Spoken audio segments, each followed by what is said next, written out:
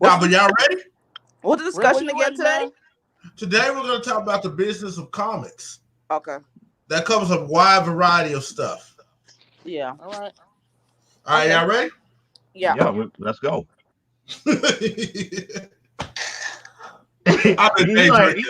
He's like he doesn't know me. It's like, let's talk about business. Okay, let's go. Let's do this. All right, this is the indie comic guy, aka Arthur Belfield. With me today, I have some of my nearest and dearest frenemies, enemies, friends. No, I'm just bullshit. Anyway, the key word is rivals. I know I love that word rivals because it inspires us. Wait, we're gonna start over again. Chuck just joined. Hey, Chuck's like, I see a room full of black people.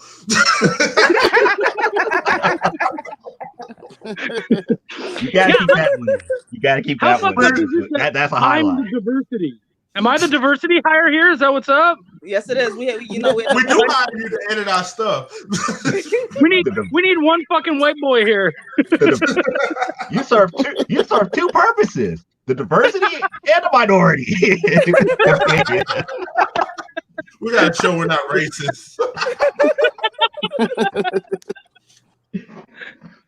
Now, Chuck, Doris told me this is the first time she's ever talked to you. Y'all haven't actually spoken. Yep. Chuck, Dora. What's up, girl? Chuck. His voice got deep. He was like, yo, what's up, girl? I am the most unprofessional editor there is. Professionalism in comics, that's a whole different discussion. Yeah. Mm-hmm. All right, so we're about to start. We're going to talk about the business of comics, which covers a lot of ground. So is there anything y'all want to talk about first as far as Kickstarters? We can start there, or we can start with cons, since everybody's Joe and Dora are going to, what's it, C2E2. We can start with conventions and how to make money there. What do y'all think we should start? Let's start with cons because this is gonna be my first time going to a very big con like that. So I'm actually learning because the last big con I went to was the one in Orlando. MegaCon? Yeah. And dude, that's one of the biggest cons in the world. Yeah, if you can do that, you're good. Yeah, Right. I sold like 50 comics, but and then mostly people wanted prints. So I had a few prints. So I noticed prints and comics sells a lot at these big cons. So I'm gonna make sure I have majority of those. And some people, they just be going there just to buy stuff. They just don't care. So I just want to make sure I have enough content for them. And my pitch. My Spurs out there. Where you at? Because I did Florida Supercon. Y'all have a big presence of manga fan base out there. Okay, let's go ahead and get started. We'll touch on that in a second. Okay, this is the indie comics guy. You're right here live on YouTube. Let's start by introducing ourselves. We'll start with Joe, then Raymond, Chuck, Dora. Joe, tell the people who you are and what you do. Okay, I'm Joe D. Mcfee. I am the president of Exigency Studios Incorporated. I am the writer, creator of 3 comic book series, and I also publish Enigma, which is being written by Kimberly Mosberry. The 3 books that I work on is Amazonia, AWF, and Primetime Saturday Night. Nice. Raymond Leonard. Hello, everyone. My name is Raymond Leonard from Chicago, Illinois. I'm an artist, creator of diverse comics. I create Agent Solo.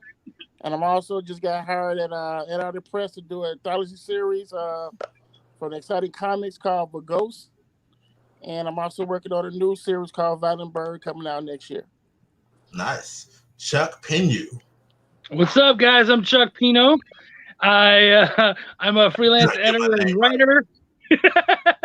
I edit for a crap ton of people, so I couldn't even name them. But my books are Welcome to the Void and Belial. Nice. Last but not least, the only female representing in the room, Dorphise The other John. minority. Yes, I am a minority. My name is Dorphise. I am a creator and writer. Most people best know me for Spirit's Destiny.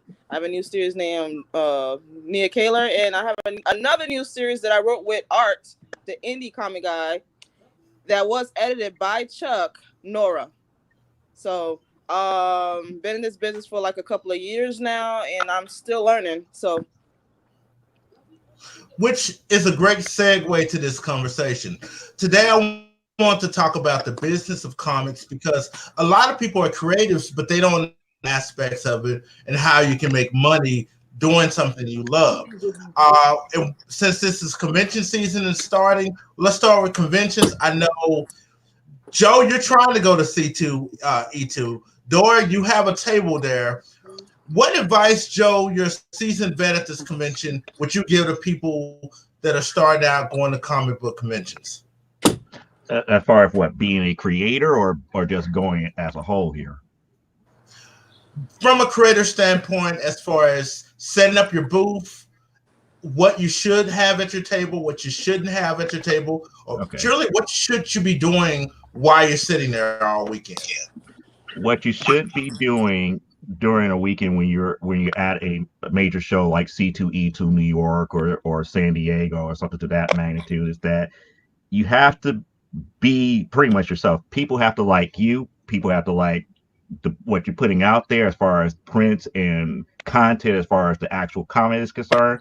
And you just have to understand that you're not just promoting a book, you're promoting a overall brand, as you know, whether it be yourself, whether it be your content, like how you guys used to talk about, I don't wear enough of my content, like I'm wearing right now, which is like the cover of number 3. I mean, having stuff like this and having stuff like that at a show where people can see and see that you're serious about it, to have those things that are conversation starters are very key to getting people into your work and looking at your content, not just in like a one-off buy, but as something that is continual. I agree. Yep, I agree. Yep. Raymond, what do you think? Okay, do a conventions with the how to prepare for one. Yeah, that's what we're about. I said if you're gonna do a convention, right? The first thing you need to do is make it friendly for people to approach you. What I mean by that, stand up. Do not sit down. Stand up at all times with a smile, with your hand behind your back. Make sure you have some candy, cookies, whatever you got. Come to your table. And you know, the best way to do that is make eye contact too, because like when I do conventions, I like to look at people's t-shirts, and I say it real loud so they can hear me. They come to my table. Oh, look at that, Kiss! I love that Kiss song. You know. Oh, look at that t-shirt. Hey, that's that Batman, but okay. Hey, I like that. See, you missed so the most. You want to be friendly. Yeah. Don't sit down. Stand up. I always stand up. I never sit down at the convention. When you see me do the show, I might sit down for a minute because I have a bad back. But I'm always standing up with my hands behind my back. And I'm always smiling. You got to smile, man. You got to be approachable. If you sit down like this all day, you're not going to make nothing. Nobody's not going to come to you. They're going to be scared to come to you like, man, this motherfucker crazy. You know, they're not going to want to come to you. So you always want to be approachable. You want to be friendly. You want to have candy. Get a bag of candy. What $2 for a bag of candy at Walgreens, something like that? You know what I'm saying? All right, Chuck. What about you? What advice do you have? What worked for you at a con? His booth sounds like it's a nondescript white band, man. Like, hey, everybody, come to my band. I got candy. Like, yeah, dude. You're selling comics. You're not picking up 12-year-olds. Damn. I got candy and cookies. Candy does work, though. He's not wrong, though. Candy does actually work, especially if you're in like a family-friendly con. It's a perfect way to get the parents over to your table. You know, how much is candy? Candy's free. Kids can have some. And while the kids are grabbing candy, sell to the parents. Like, yeah, he's totally right. You know, one story I like to tell is the first show I did was the biggest show in the area. It was such a crazy idea for me to, like, I literally jumped in the deep end for my first show. And I set up, and I have an editing mentor, and he's a really good dude, and he like took me through how to set up my stuff, have diagonals, have have things, all this like levels and all that. Like, it was really good. He was big help. I set everything up, and that first day, it was a 3-day con, and I sold 4 books. And so he messaged me after the show, really good dude, messages me, and he says, how'd you do? I said, I sold 4 fucking books. And he goes, that's great. And I said, man, don't fucking talk down to me. Like, if it's not good, don't talk. Like, don't, please. And he goes, no. Nobody ever sells anything on day 1 because most people have the 3-day pass. So Friday is just them looking. If you sold 4 books, you're going to do great. And I'm like, oh shit. Okay. And sure enough, I did really well. Like, I had a really good weekend. I ended up definitely making table, and even just making table at a huge show like that, because those tables are like $200-300 and I have a $5 book. Like, it was a big deal. So yeah, man, it was a good weekend. So you know what? Don't let the shit bog you down, because that's gonna affect the rest of the weekend. Like, if you sit there and you're all sad and disappointed, nobody wants to buy a comic of some sad, chubby ass dude. Like, that's not gonna work at all. So, look, me sitting there like a damn sad clown. No one's buying off of me. So you got to keep that, like Raymond said, you got to keep that energy up. You got to stand up, be excited, be presentable. Also, what Joe was saying, I think you were saying that about talking about people's shirts and stuff. Be a brand. Wear your brand. Be proud of your brand. Yeah, man. The thing is that if their shirt attaches to your brand, cool. Oh, you like Batman? I got a character just like him. Come check it out. Like, a lot of my stuff is I have a lot of like metal music stuff in my books. So if someone walks by with a metal shirt, dude, I got something for you. You got to check this out. So yeah, man. Like, also watch for your brands, because people wear their brands at these kinds of things. So it's perfect. Yeah. Yep, I totally agree with that. When I was at MegaCon, we're actually wearing my logo on my shirt and some joggers, and this guy named Art saying I'm wearing pajamas, whatever. But that's what they wore pajamas. You were comfortable, so hell. Pajamas. You was comfortable. I saw the so video. You were comfortable. That would count. I was very comfortable because I didn't know that we was gonna be standing there for like 8 hours. I was standing up most of the time while I was with Kat, and I'm like, yo, this just feel like a shift at work. I was selling my ass off. So, I was very friendly. I was approaching people. People want you to be friendly with them, to be honest. They really want you to be friendly. And I was doing my sales pitch, and I was actually selling books. I was selling books to kids. Like, kids was actually looking at me, oh, she looks cool. I want this print. And I sold a lot of prints. I sold out in prints quick. And I was, the next time I do a con, make sure I have a lot of prints and a lot of comics. But you're right, because when I was there, I seen a lot of people wearing their content on their shirts. So I'm making sure I order some shirts. People actually buy shirts as well too. They want to wear. My question for the panel: a lot of indie comic book creators complain about fan art, and a lot of conventions sadly don't have the small press areas, so they stick comic book creators in artist alley. How do y'all combat being surrounded by nothing but fan art to make sure your book stands out and you're still making money? Boobs. Well, I can go first if you want me to. Wait. You heard what she said? What? Boobs. She said boobs. You gotta. That's what I do too, girl. Yeah. Sex sales. I mean, I go. You want me to go? I mean, go. It's all fair game. It's all about how you present what are you presenting. If you got an original IP, it's all game, because now you got your own intellectual property selling, and also people love. I mean, you can't escape. People love Batman, Wolverine, and everybody else. You can't escape that. That's something you just can't escape. If you have that on your table as well with your property, they're gonna buy it. They're gonna buy regardless, because not only they loving what you're doing, they loving how you drew Batman, how you drew that Batman, how you did that Deadpool, or whatever the hell you got selling. It's all fair game, especially when they come to original art. It's all fair game on whatever you're doing, how you presenting it. Now, if you just got a whole bunch of just prints and all that, prints are cool, but a lot of people who just really want to buy a book. They just want to buy a book. Me, I'm a book guy. Print can't do nothing for me. I can't read a print. If I want to buy a print, I buy it, but only way I'm selling that print, I'm selling it with the book. They get like a package deal with it. But prints, not really. Everybody not gonna buy that. They might, but me, I'm a book guy, and my experience doing these shows, people are buying books.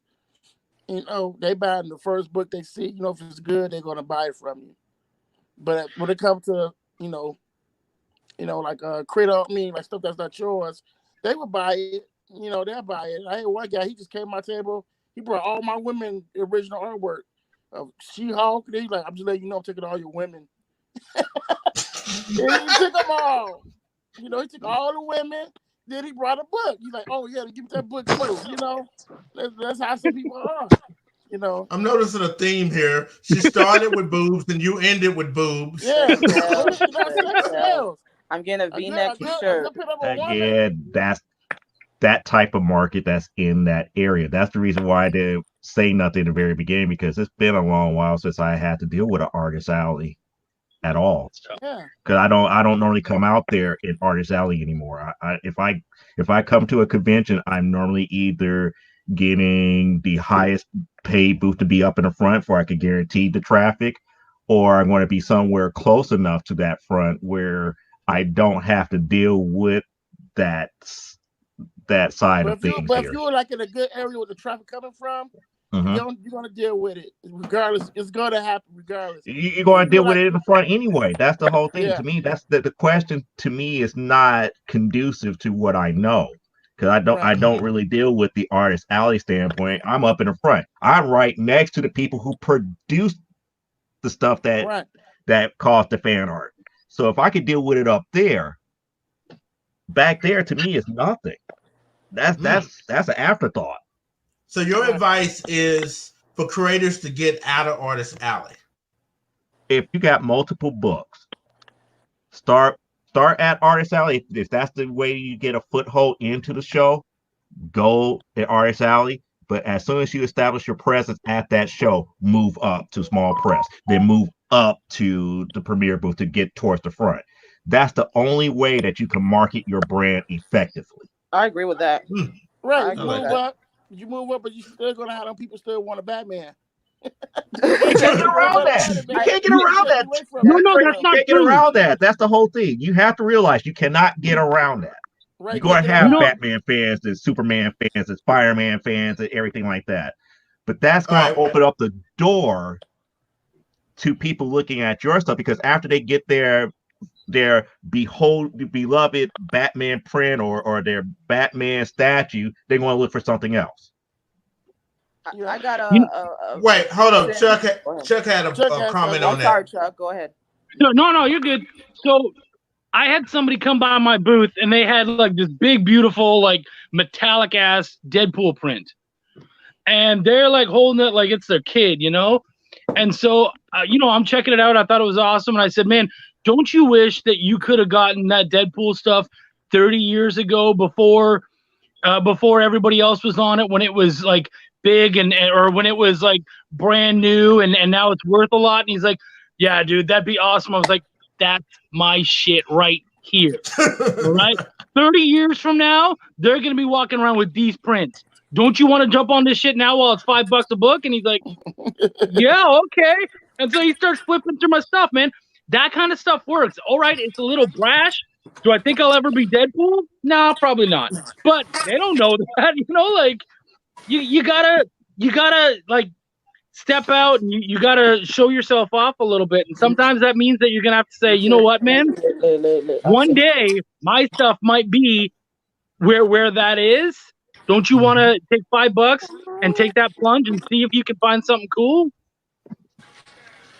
And it works. No. It does work. So what have y'all learned that y'all have attempted to sell that y'all realize doesn't sell? It may sell at some cons, but it doesn't sell at most cons that y'all have had at your table, or that y'all have seen other people attempt to sell. I'm gonna say prints. Yeah. Prince? Nah, Prince. I've seen Prince I would sell. say general merchandise, things like T-shirts. Yeah, shirts Well, don't sell at when I all. said Prince at Florida Comic Con, my Prince really didn't. They sold here and there, but the books really sold in Florida. That's why I said that. I had learned from that because this one guy across from me, he was an Asian dude, and he was making a killing off what he was selling. He had some manga. I don't know what it was made of, but it was it was like some kind of manga print, man. But he was making a killing, man. And here myself is across from him, looking at him like this, you know. But you know, you learn from certain different Comic Cons what works and what don't work. So That's true. Do writers who have an artist there with them, or an artist who has their own book, do they have an advantage versus a writer who doesn't have an artist there when it comes to selling? Yep. yeah, Mm-hmm. you gotta have an artist at least Yes. with you. You gotta at least have an No, artist you with don't you. have to have the artist with you, but it is a disadvantage. Yeah. I mean, like, I can't have my artists with me. They're in like California and Yeah. Canada and shit. Like, there's no way I can do that. Well, no, if you're the writer, are you the writer of the book? If you're the writer of the book, if you created the book, you're the writer of it. It's a win-win because you wrote it. But Yeah. they want the artist if they can have it though. Yeah, they really do. Yeah, that's true. Mm-hmm. That's one thing I can say. You just gotta fight a little bit harder. With you is a bonus that will help you because both of y'all together and you can sign a book and it means something to that person buying it.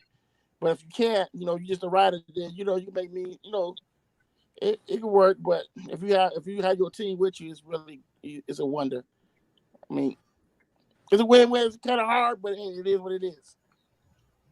So what should you be selling? If you have, let's just start with one book. If you have one book, you're a comic book creator, should you be going to cons at all? If so, what should you be selling? I can't hear. Can you hear us? You said what? Oh, she said she couldn't hear. Chuck, what'd you say? Art, I can't hear you. I didn't say shit. I just pretended to. Wait, hold on. We're going to bring her back. Oh, she said she couldn't hear. Okay, we'll start with you, Chuck. If you should creators with one book go to cons? If so, what should they be selling with that one book besides the book? Okay. So if you're going to a con and you only have one book, first off, you should have variants if you can help it. Also, stickers, dude. Stickers sell crazy. Stickers are ridiculous. Dude, I got Belial stickers, these cute little chibi stickers, and people come by my booth, they buy the stickers, they don't want to touch a book. Mm-hmm. Like, they'll come by, and I'm like, it's $2 for a sticker or $5 for all three, and they're like, I want all three, and I'm like, the book is $5. Like, you could have just bought the book. No, I want the stickers. You don't even know where they're from. Dude, if you have, like, cool-ass stickers, people go nuts for them. So you sell them for $2? I've seen people selling for $1 and they be sold out with stickers before their books. And I mean, shocked. I'm like, that works, but yeah, like I have good size stickers, about half the size of your head, and they're those like David Jackson chibi stickers. I know you had some for Spirit and stuff. Yeah. Yeah, they're cute though, and I sold them $2 for one and $5 for all three, and dude, they flew off my table. Oh, yeah, I need to do that. Nice. Now, Joe is shaking his head at the sticker thing. He's doing it again. Stickers sell, man. I've seen it. I had experience where stickers sold, and I had experience where stickers didn't sell. And it depends on where you're at in the show for stickers. It's all about what certain people like certain different things. So Sheby stickers will sell. I'll tell you that. They like the little cutesy thing. Like I have a few Sheby characters, and I made sure I got some stickers, but I didn't get no dice cook. Dice cook is kind of expensive. I'm still looking. Like, I want the sticker giant. Right now, sticker mule. Huh? Yeah, I'm looking at sticker mule right now. I'm looking at sticker mule right now. I love sticker mule. They some good people. They do a lot of good work. I'm gonna tell y'all a secret. Company Bumper advertising, stickers. Sticker mule.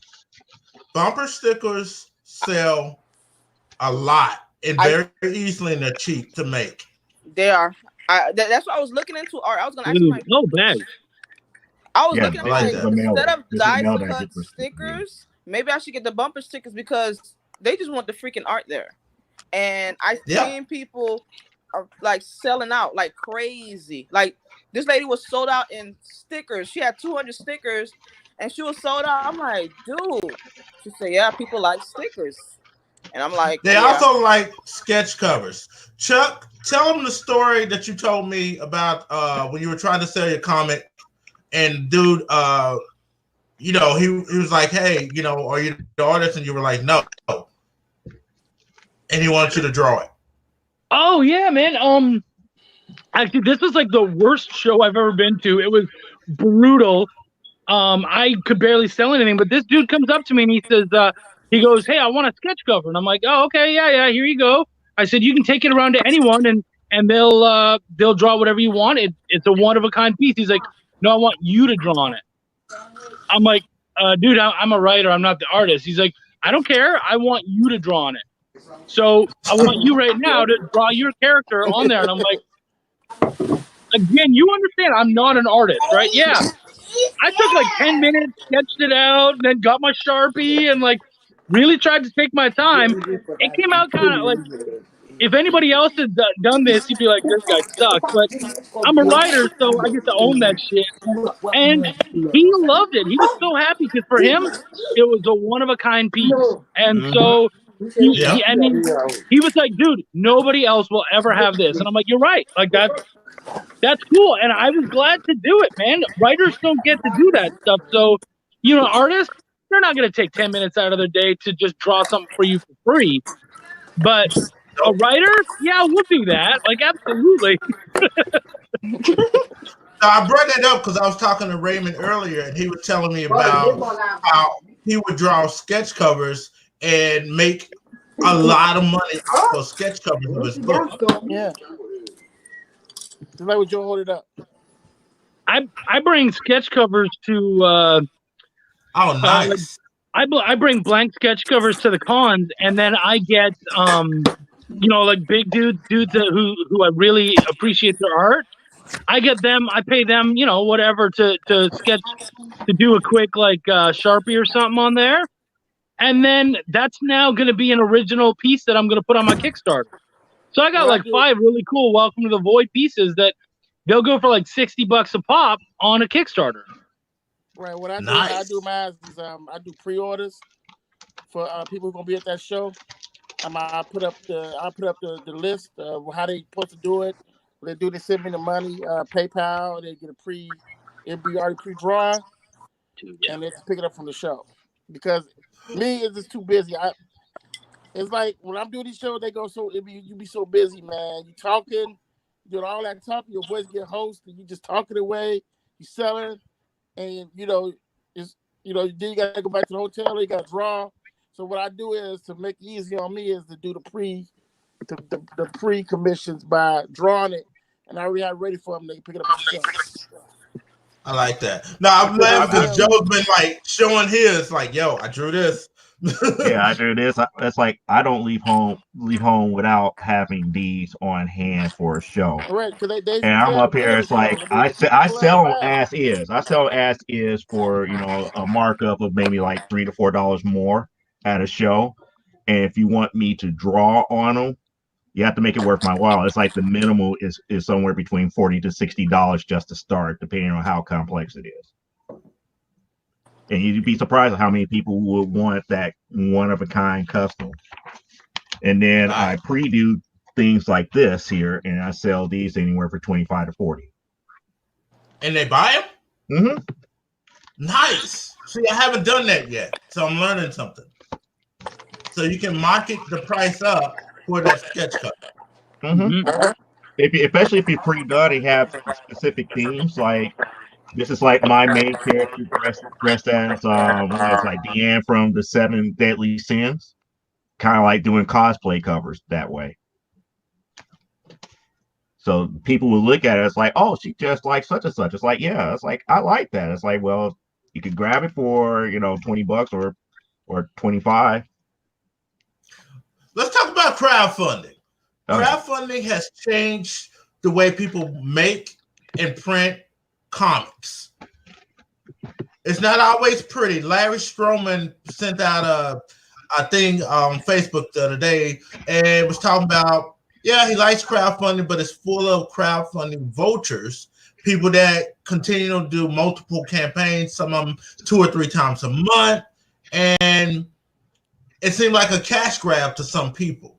So I know each one of you have had experiences with crowdfunding.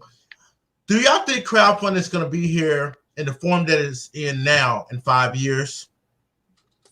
I don't see it going nowhere. I don't really see it going anywhere. It's a way for people to really get their stuff out there. Nothing wrong with that, but just to constantly keep doing it as it's a job, man, it's just getting ridiculous.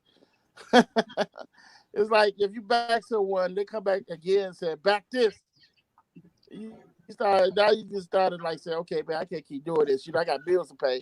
The next time It's like it's getting ridiculous. It's like it's just getting out of hand. It's okay to cry for yourself, but some people are really making this as like they like depend on it. Like they, like it's a 9 to 5. Let's talk about our individual. But it is a 9 to 5. It is kind of like a 9 to 5, to be quite honest. Yeah.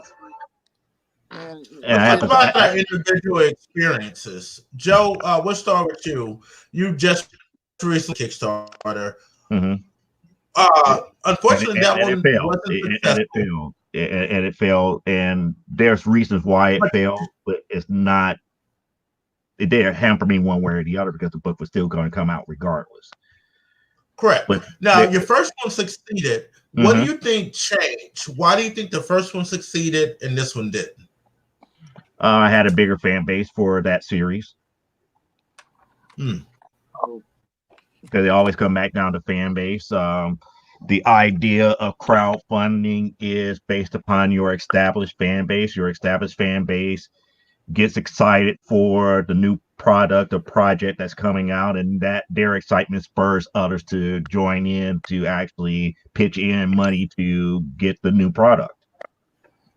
So if you understand the idea of pre-sales, it's like you're pretty much using your current fan base to give them early pre-sales of an upcoming product that you're about to put out, whether it's your next issue or a passion project that's along the same lines of what they already like. And their excitement and their enthusiasm to show that they will back garners other people to come on board to add on to that funding. Chuck, you've been a part, or your name has been a part of multiple Kickstarters. I have a Kickstarter I have a book on Kickstarter every month for the last almost year and a half now. As an editor, obviously I'm not running all those, screw that, but as an editor or a writer or whatever, yeah, I have a book on Kickstarter every month of the year. How's that been for you?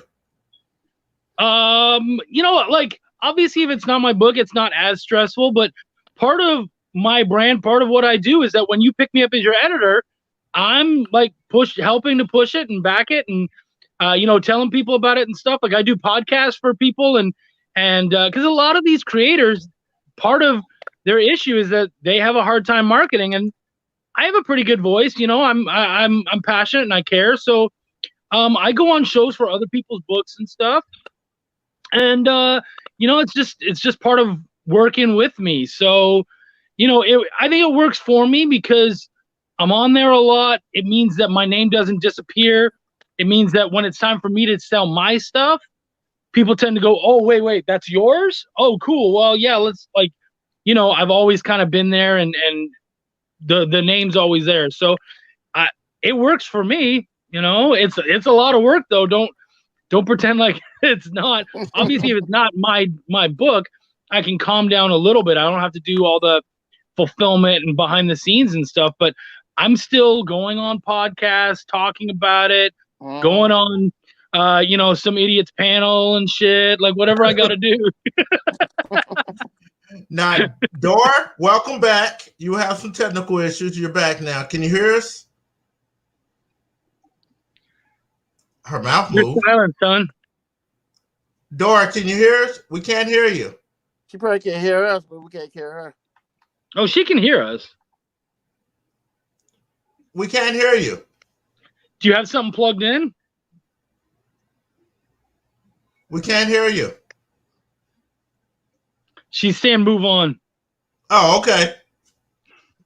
Raymond, what has your experience been like with crowdfunding? Oh man, it been good, it been bad. Nightmares.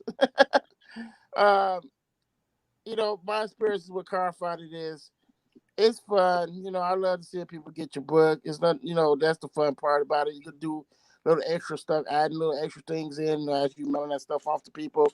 But the downside of it is sometimes, you know, it can be bad on the crowdfunding company side. Like I had the best experience I had with Indiegogo. You know, it was successful finding, but then they, you know, the bad part came in where they said that my account wasn't right.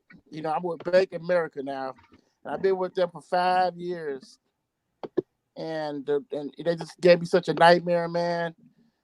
That nightmare was just horrible. So what I did was I just refunded everybody's money back, and I just told them to shut down my account. You know, it was just a bad experience. But you learn as you go when you do these crowdfundings, man, because like I said, they help you a lot. You know, help you build your fan base. It makes you motivated to keep drawing comics and stuff like that. But I just feel like don't make it your number one priority. I think that's the Agree. way you sell comics. Because sometimes I think people get addicted to it because Mhm. of the money, because it's fast money. And then you got problems. You know, some people don't even come through, you know, giving people what they, you know, what they sign up for, and it's a real. It's become a real. It's like hell. It's like hell, man. It's like people just all these crowdfunders and nobody don't want to like do shows anymore. Like it's almost like this the only thing they think about now is just crowdfunding. But then they run into a problem is when they you know get a successful book. The problem is they don't know how to market. They don't know how to talk to people because they're not doing these shows. They got lazy and they're behind just the computer screen and not Mhm. really connecting with people, like really talking to people about comics. It's No, become I a agree. it's Now you become a touched on. real. Wait, Oh, go ahead. can you guys hear me? Yeah, Yes. we can hear you now. Oh, okay. All right. Okay, This Dora. I'm gonna ask you this question. Raymond just touched on something. Um, is that some people get addicted to the money? Yeah, Now you had, they run off with the money and they don't market the book, so they expect the book to continue to sell. Well, you know, from my experience, I've dealt with that with being with a publisher. Well, I had to keep marketing my book, and they they had a Kickstarter, but I'm still marketing my book. So we all deliver. yeah, we always deliver, right? Hey man, I deliver my where my pizza at? I called at 12. Where's it at? Like it's almost as good as Domino's. Yeah, I like will deliver. at the end of the day, I'm my own brand. People, you know, like when I was in a strict contract, they wanted me to be a robot, talk about comics all day. People don't care about that shit. They be like, "Oh, you had a comic book? Oh, tell me about it." And then I'll just pitch it to them. They're like, "Okay, send me the invoice." You know, people want you to be them yourself, even when you, and especially when you're doing a Kickstarter. I be myself. I never switch up. I still troll, still talk my little ish, and they were like, "Oh, let me get your Kickstarter." That's it. And the problem is when it comes to Kickstarters, they don't communicate. They got the money, or they feel like, "Oh, I got free bands, I'm rich, blah blah blah blah," but they don't deliver. That's the problem. Communication is key. Like for my Kickstarters, every backer has all my social media, my email, and they contact me. They would like literally talk to me, and I don't restrict them at all.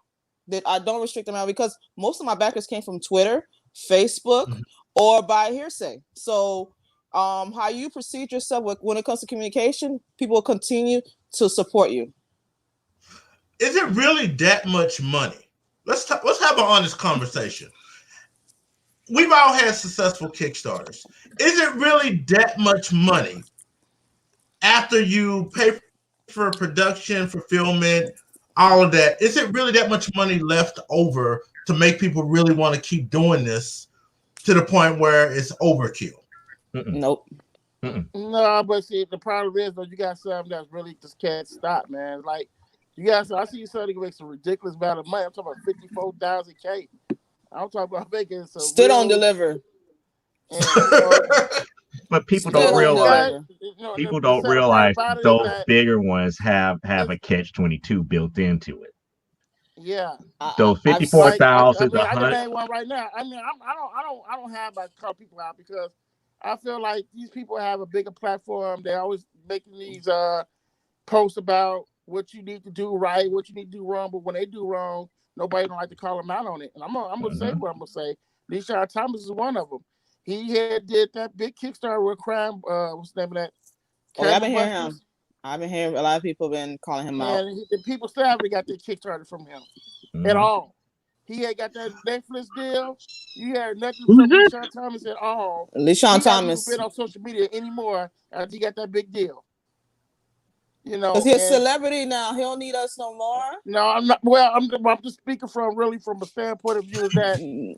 Yeah, I agree. All these types of comments about what you know, they have a true fan following, and these people are going by example what they're telling them. Like he could say a post about you got to be on this with your book and all this. You got to do this. You know, and people be listening to this stuff. Then when they support these big wig guys, these artists, they get screwed at the end. You hear nothing from them. You know, and it really makes. And hard this for is us. why I said crowdfunding has become really a bad thing now because you just got a lot of people who just getting screwed left and right, and you got a lot of people who just not really want to back you, not because of what happened, but it's like the whole scenario, what's going on. They don't really trust anyone, but it's up to you to make them, you know, trust you. That there's normal telltale signs for that, though. There's normal telltale signs because if you truly think about the bigger the Kickstarter is, or the bigger they ask, a lot of times that book is not done, or the concept is only done, or the concept is only done and nothing else has been done. And a lot of times you have bigger names tied to those books and their fan base, because they're fanatics and they're rabid. They'll come out there, they put the money in there, and then 2 or 3 years later, still haven't heard nothing. Stuff still haven't come out. Right. Why? And because those bigger names are not going to keep their word on certain things, or the person who was running it kept the money and ran, and the bigger names are not going to put out the word. Period. Well, I got a question for Chuck. Mm-hmm. We're following the money trail here. Chuck, hey, are you about to like hit me real hard, like some kind of documentary? No, because I owe you money, so.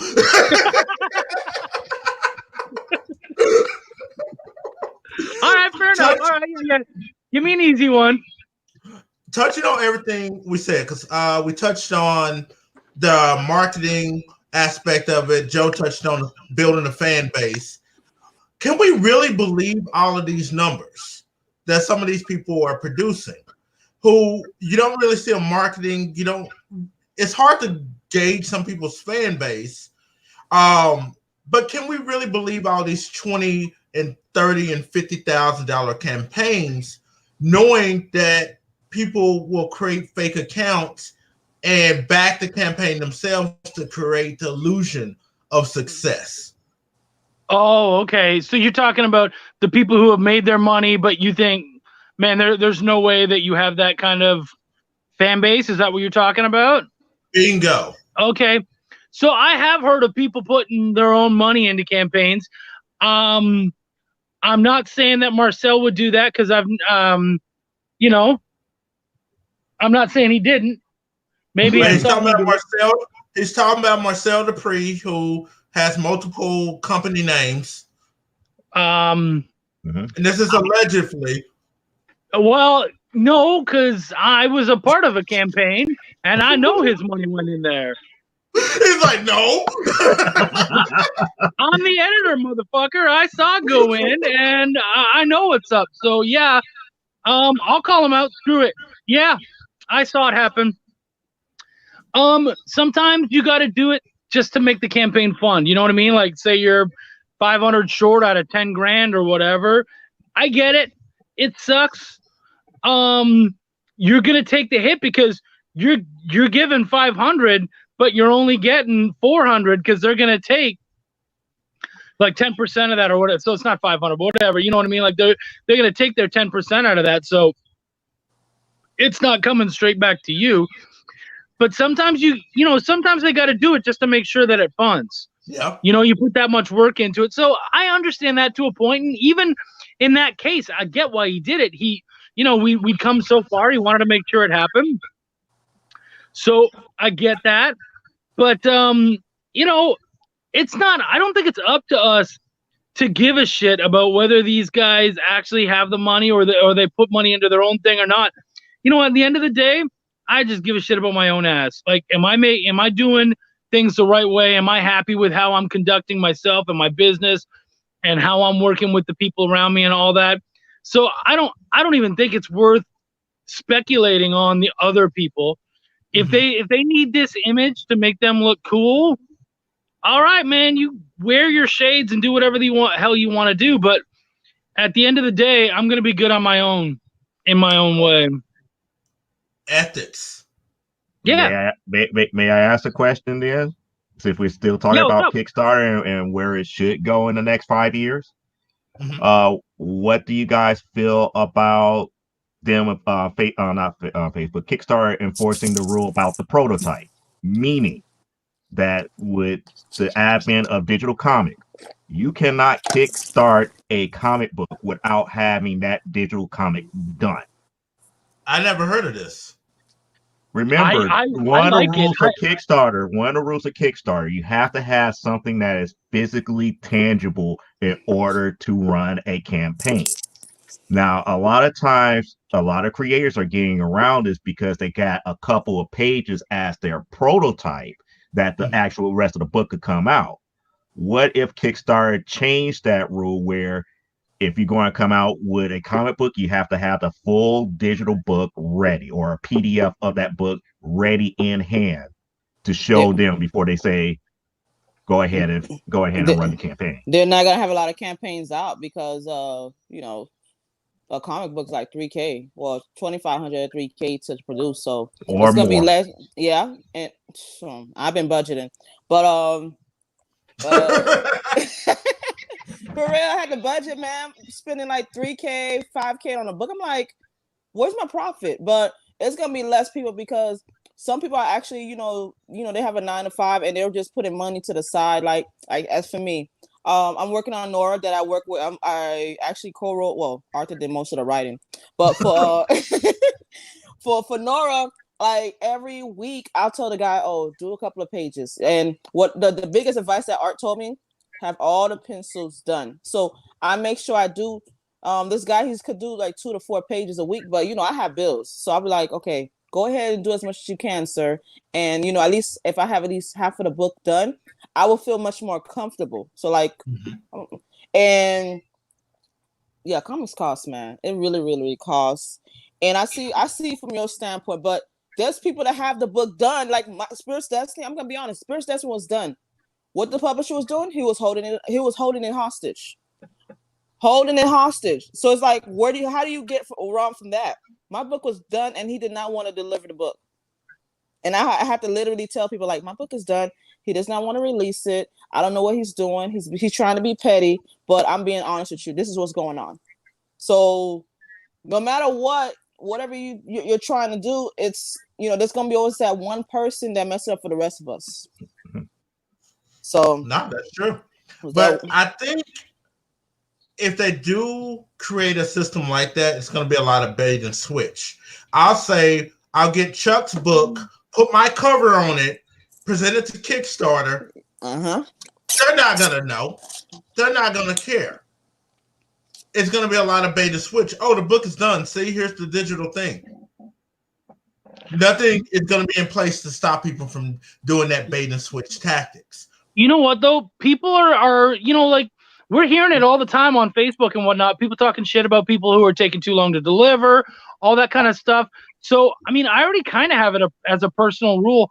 I want that book as close to done as possible. Like my wife, she's making her first book, and we made it a rule that, the problem is she doesn't have the Facebook reach that I do, and she's trying and whatnot, but that's just not, she's got a full-time job and all that kind of stuff. It's not as easy for her to do. So what I said, look, baby, you have to have that book 100% done so that you can hit the podcasting sites, hit the reviewing sites, get that book already out there and people talking about it.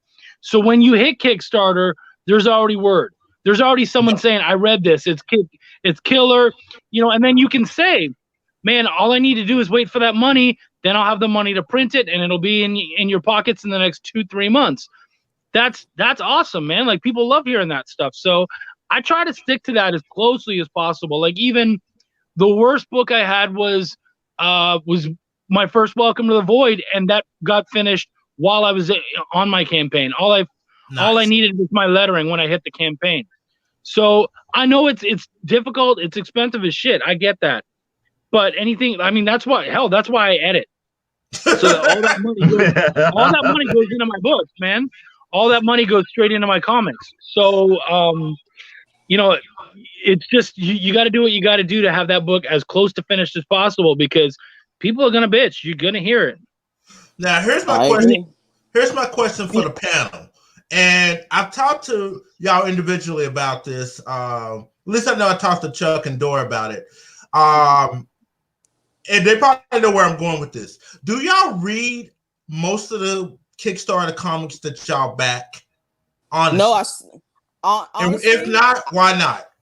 Okay, honestly, when I first started, I did not read the comics, but now I actually do. I actually look at like the comics from before now and see how you communicate with your backers. Like, if I see you have a poor communications, I'm not gonna back you, because I can understand delays happen. Delays do happen, but you got to communicate with the people that invested in you, and I'm very big on that. Like, I've been reading comments and people are beating these backers mad, and I'm like, are you serious? Like, this is how you talking to these people? And like, you should, dude, I will send you links to creators beating these backers mad and being so rude to them. Mm-hmm. And I'm like, yeah, I would never back you, dude. I would never back you. Like, this makes no type of sense. Like, backers, they don't if you're late, they actually really don't care how long you let them know. Yep. Because they know their stuff gonna come in. If you communicate with them, they'll be like, okay, things happen. Mm-hmm. And that's one thing. Like, my book, and I'm honest, I'm gonna be honest, my book is a month behind. And I told the backers straight up, they will inbox me. I'm like, yeah, she's slow. She's taking a minute. Her dad died. Yeah. I'm laughing. That was the wrong moment. You're like, her dad died. I was like, wait a minute, I'm laughing. Yeah, I was being honest. Mm-hmm. I'm not gonna take the whole blame for myself. but I told him like, yo, I gave her time to grieve because I don't want my book looking shitty. Straight up, I'm like, I don't want her drawing and she's crying. No. I gave her some time. Tears on your pages. Yeah, that might be worth something one day. But they understand. They know you're human. But when you don't communicate with them, I have a few Kickstarters that's like, over 8 months behind, no communication, no update. I'm like, so I go into the creators and I'm like, so you're not gonna update? You're not gonna let your backers know? I say, because I already know what's going on, but you're not gonna let them. Oh yeah, they can wait. What? They can wait? No, that's not how you treat. That's not how you treat people. That is not how you treat people. Like, my backers, they can hit me up anytime, and they know that. Like, I have that type of communication, and I don't like when people do other backers like that. And they'd be like, Dorphise, can you promote my Kickstarter? Like, bro, you don't have a good communication. I'm not gonna be promoting you and making me look bad. No, sir. I don't do that. No. But yeah, I don't do that at all. Like, that's one thing I hate. You gotta have customer service when it comes to having a Kickstarter. You have to have customer service and great communication skills. It don't have to be perfect, but they gotta be there.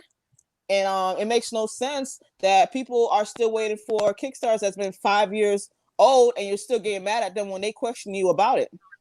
Makes no type of sense. What I missed? Like the short scam when I was with them, I'm reading the damn comments, and I'm like, I can't believe I allow these motherfuckers to do my Kickstarter, and I'm reading the comments from their past Kickstarters, lack of communication, and they're telling people, oh, they can't get a refund. Like, how you gonna tell somebody they can't get a refund?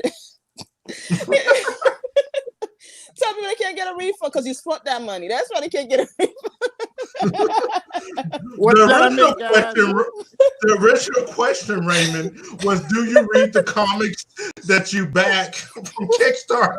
That was the answer that we got. Well, you got more than the answer, but it's true. Go look at their comments. It's crazy. Mm-hmm. Well, it all depends. You know, like how you telling people they gotta wait. Oh, I sent you a book, and then when I read a comment, this guy's like, "Okay, you told me you sent my book over a month ago. I still haven't received it," and I'm like, "He didn't send your book, bro." He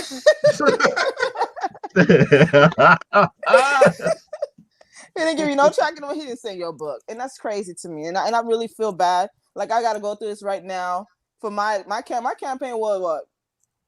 It was last year of this same month, and people still haven't got their stuff. So I'm paying the price for it. So I'm going to be giving them some books, but it's just crazy for lack of communication. Just look at the comments, guys, because my comment section is A1. I don't have no bad comments in that. Okay, Joe, do y'all read the books that y'all back on Kickstarter? Nah, man. I got like 7 books in here I gotta read.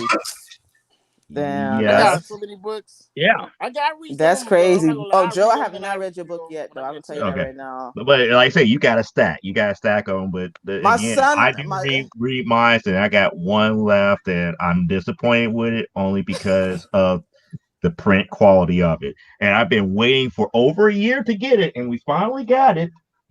They finally got it. Well, he exposed it was one of the most premier things that ever came out. Exposed. And it was this book right here. Really? I really? Really? Black people? Yes. But here's the problem. You try to draw black people, but you're showing us stuff on black pages. You can't really see the shading and everything, get the concept and everything correct because it's on black pages. Everything is muddied. I'm thinking, what if Chuck had this book? See, I actually wanted that book. For what? How is the information in that book preceded though? Like, how is it? I have to finish reading it, but he's trying to get into some actual art stuff, actual digital artwork, and how to deal with the digital art side of things. But it's like it should have been on white pages. It should have been on white pages, right? It should have been on white pages. I mean, he was trying to show you color mapping that blends into the page. Look at the color mapping. To do something like that, it blends into the page. You can't really see the separation of color. So it's posting 101. That's what it's about. Yeah, I'm right with you, Chuck. I'm right with you. I will be patient as a publisher and editor. I'll be throwing stuff across the room and everything. If somebody put this on my lap and say we're ready to go. Wait. Chuck, as an editor, how to draw white people. Wait, Chuck, as an editor, say in that book, black people on black paper. What do you think of this? That's fucking ridiculous. Like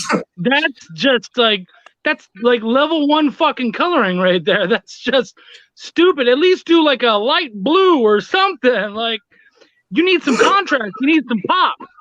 You know, are you gonna put me in the middle of a sandy desert? You think you're gonna be able to see my ass? No, you barely That's come out. That's stupid. You need to go let him know and review because that was his first Kickstarter. You need to go let him know because that's crazy. Because how am I supposed to see that? I actually wanted to learn from that concept. Not everybody know how to draw diverse characters. But it's like I think it was gonna be on white paper. Did you see his prototype pages? The prototype pages was on white paper. They were nothing like that. That's what I was thinking. That's how I seen it before. You know, look, I'm the white dude here, but even I thought that was a brilliant idea for a book. I was like, you know what? I would honestly, like, if I had any money at that point, I would have picked it up. I thought it was a really cool idea. Also, if I was an artist, like, that would be another reason is if I'm an artist, I don't care what color you are. You're going to draw a black person unless you're a fucking piece of shit. Yeah. So, you know, like you should know that shit. You should know the differences and all that. I was excited by that, but that's ridiculous. That's just wrong on on every level, man. That's basic day one color work. Is that like Yeah. is it cheaper on black paper or something? No. It's more expensive. No, It's more expensive. It's by production. Expensive. It's by production. They didn't have it. Oh my gosh. And I waited over a year. This thing was funded back in what, 2017? Is that about Malik? Is that Malik? No, yes, that's the Malik book. Yes. Yeah, I remember. No, 2018. Wasn't it 2018? It was 2018. It was 2018. Man. Yes, it's 2020. Yeah. I just got it. Dude. So, do you think that they decided to use black paper like as a baller move? Like, I'm so rich I can afford black paper. No, what I truly believe is that whoever got this printed from convinced him into that, because he was running into a lot of problems with the printers. The paper gonna be black. Everything gonna be black. This is gonna be black. If I put white there, that means it's for white people. So I put black there, that means I'm black.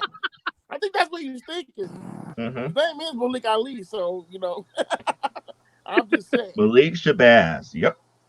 Yeah. And the thing about it is, like, he has very good artwork, but no, a lot of stuff does not pop because you put it on black pages and everything gets muddy and bleeds together. I trained myself how to draw everybody, so you know, like that came naturally with me. I didn't need nothing like that. It's like I see people every day, you know, and I went to the lawyers to art, so you know, I really pretty much taught self how to draw people. That ain't nothing. But I bought this for my collection because I do keep a lot of art reference books, and I really brought it more because of the coloring aspect, because everybody has a different way of dealing with the coloring aspects of African Americans and minorities. You know, like I get it, I really do. I really do get it, but at the same time, you know, easily as an artist myself, I just everything was self-taught. I mean, just like looking at people, and that's one thing I was taught in school, and what I was going to is to art is look at people as you go draw, do stuff in the street, like whatever you see, you know. Even Larry Strawman told me when I talked to him, the best way to draw people is to draw them, set up a nice. He's like, don't get arrested by the police, but set up a corner art store and draw people, but on the corner. You know what? A buddy of mine, he has a book, I edit it, and what he does is he does casting calls. And so he will send out a message to all of his people, and he says, I need 13 people in the background. If you want to be in a background, send me a message, send me a picture. And he'll put all these people in the background and whatnot. And it is cool because anytime you're like, even if you're just like a little small face in the background, you want to pick up that book. You know, so now he's got like 75 people who are all in this book in his background. And he's been showing it off as works in progress and stuff. They're all excited to buy that book. So, I mean, that's a good way to learn how to draw different races and whatnot, to get your diversity, to get all that stuff, and to also create a fan base. I thought it was brilliant. I like that. I like that a lot. Now, Joe, you're a publisher. You do some editing. Chuck, we all know you edit.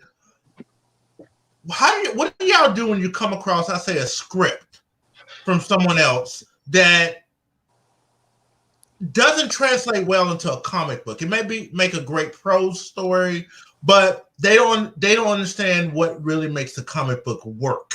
How do y'all handle that? I haven't had to deal with that much yet. Like, I just don't. That's the way I live. Like, I just feel like I don't think this will work. That's best I could put it. Is like, I just don't think this will work. Yeah. Well, that's like, so I have an audio drama that's happening right now. It's a podcast, and somebody said to me, "So when are you going to turn that into a comic book?" And I said, "No, like it would be a shitty comic book." Well, yeah, but you're a comic guy, so that doesn't mean every story is a comic. And I'm telling you, if I made that a comic, it would blow. People would buy the first issue because they like me, and then nothing else would sell after that, and I'd just lose money. Sometimes you just have to tell them the truth. You just have to say, dude, you're writing the wrong medium. Like, this should be prose. This should be a podcast. This should be a movie. Like, it's not meant. Well, but I want to write a comic. Then write a fucking comic. It's not the same thing. Read comics. Look what there's a formula. We need some action. We can't just have faces and people talking. You need angles. You need all this different stuff. Like, it's a different animal, man. And if you're not prepared to write one, read one. And I always advise comic book people don't writers. understand timing. They don't understand timing between the media at all. The timing in a comic book is different from a timing in a movie, which is different than timing for television, which is different from timing for a movie, for a music video, which is different. I mean, it all comes back down to the basic of storyboarding. If you don't understand the principles of storyboarding, you can't write in any one of those other genres. That's why I always advise any writer, especially if they're going to write film or comic books or plays, to take an animation class so they can study storyboarding. You learn a lot from that. Now, I got a question for Joe and Raymond. Chuck and I have already went over this. What do you think? We reviewed a comic book recently of setting up a story where you're wasting 20-something pages just with the setup before you even get to the characters in the story, just saying man created AI and AI took over the world. Should that take 26 pages? Or is that something you can just explain in 3 to 5 pages, which was my opinion, because it has nothing to do with actual story. That's just background. Should it take that long to tell people that? No. I'm just up there. It's like, why is it in the book in the first place? Well, I mean, what is the significance of knowing that? Get to the story. That's okay, my I remember. All right, this how. He went black. He was like, all right. Yeah, let me go. I'm having a little technical difficulty with my internet right now, but if you're gonna, it's nothing wrong if you want to tell the backstory. I get it. You wanna tell the origin of it all. But that's not backstory. That's the thing. It's not backstory. Yeah, backstory involves the characters themselves. You don't want to flood it. You don't want to overdo it by flooding it with just trying to get your point across about why this person like this. You could do in and out flashbacks throughout the whole book if you want to. I mean, here's what it really comes down to, and I've noticed this several times in the last reviews that I do, because I do a lot of indie comic reviews, and that is that writing a comic is writing a comic, but it's not just writing a comic. Are you writing a graphic novel? Are you writing a floppy? Like, what do you do? Are you writing a trade? So, and they're all different animals. So I got this one comic. I'm not going to drop any names, but I got this one comic, and it just suddenly ended. It's a floppy. It says it's 1 of 4, and it just ends. And I'm like, that ending didn't do anything for me. What the fuck? So I contacted the person because I really like them. I'm really passionate about indie comic creators, trying to get off on the right foot. So I messaged, I gave him a phone call, and I just said, hey, man, I like what you did for the most part, but what the hell is with that ending? That sucked. And he's like, well, it's because it's a graphic novel. No, it's not. Well, yeah, no, it will be. No, it ain't a graphic novel. You sold me a floppy. And so it needs to end like a floppy. You can't just suddenly say, oh, this one's done. Now it's time for the. That's not how that shit works. And if you don't understand that, okay, but I want to write a graphic novel. Then sell a graphic novel, motherfucker. But you can't, give me a quarter of a fucking graphic novel and say that's the problem. That's a floppy. But that's not how it works. Creators. That's the problem with new creators, though, Chuck. They don't know if they create. They don't know what they're creating. He ain't new. That's my issue. He ain't new. No, and then this guy, it was funny because as an editor, there's I keep track of shit. So Art and I started talking about that book, and he says, man, it took forever for us to get past that that beginning part. And I was like, 26 pages. Well, yeah, it was around 20 pages. No, it was 26 pages. Like, I counted. Because I wanted to know. And then I said, did you also know that we didn't get a character name until page 30? And on page 30, that same character that we got a name for, she fucking died? He's like, wait. He killed off? The first character we get a name for, they die on page 30, and we get their name on page 30. They yell out her name and she dies. Oh my like, God. oh shit, Blake died. And you're like, are you kidding me right now? I told him, I said, you are telling people to not give a shit about your characters. And he said, no, that's not what I'm saying. I was like, it's what we're hearing. I don't give a shit what you're trying to tell me. You're not telling it right. I'm your reader, and I'm telling you, you told me, fuck characters, they don't matter. So why am I reading this? Give me any book on the face of the planet without characters. It's on Kickstarter now. Dude, don't out the motherfucker. That should tell me to avoid that book. That tells me to avoid that book because 26 pages of nothing that's telling me about a character or the overall story that they're trying to tell. My first inclination as a editor, why is this stuff in here? Hey, it told us. Hey, I learned a lot of that 26 pages. I learned that if you go to McDonald's, they have a kiosk, and that kiosk will eventually take over the world because this is what's in the book. And our smartphones will develop an AI. 26 pages of setup. And you're reading this like, where's the actual story? He could have even explained this in 2 paragraphs. So is the story about AI? System, and it is it about the AI? Yeah. Is that what the story is about? Because if the story is about the AI, then okay, I get it. But I'm gonna defend if him a little bit. People up in it, it's like that's bullshit. Yeah, I'm gonna defend him a little bit. It is about the AI, so I understand why he went into it as much as he did. However, and I talked to him about it, and because he got the phone call too. Dude, you know, I'm going to review this and there are some good aspects of it, but I'm going to tell you the big problems with it. And, you know, I told him, I said, dude, that it takes too long. And he goes, well, yeah, but if you spend 10 minutes in a movie, that's where you screwed up. You're not selling me a movie. You sold me a 45-page book and 26 of it is backstory. If you sell me a 200-page book and 26 is backstory, that's a different thing. Now, you might have a hard time getting someone to read the whole thing, but you got them to buy it, so that's, you know, whatever, good for you, I guess. But it's a different animal. You can't tell me a 45-page book and tell me 26 of it is backstory, and we're not going to get any character names for the last 15 pages. You know, or until the last 15 pages. Like, that's just, you're asking an awful lot of people.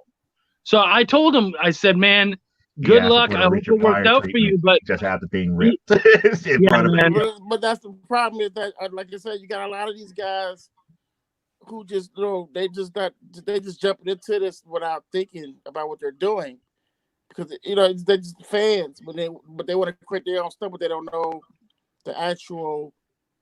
It's because they're thinking about the end product, but they're not thinking about this product. And this one comic and what you're going to create down the road, they're not the same thing. It's like a buddy of mine, when I was first getting started, he's like, yeah, I got this series. It's going to be great. We got, you know, we're basically doing it like a TV show. So it's going to be like 10 seasons of 10 episodes a season. I said, well, that sounds great, but if you're putting out a book a year, motherfucker, that's going to be, you know, 100 years. And he's like, oh, I didn't even think about it like that. I'm like, yeah, man, like, you need to understand what you're trying to sell people on. That's not going to work. See, you know, they're not writing down a business. They're not writing out the plan and anything. They just ride the shotgun, you know. Art will tell you, I want an outline. Like, if you come to me and you come to me pre-script, I will tell you, I want an outline of what your plan is for this entire arc. And they're like, well, I'm only hiring you for it. That's how me and Arhead connected with the Agent Solo thing. I gave him a whole outline.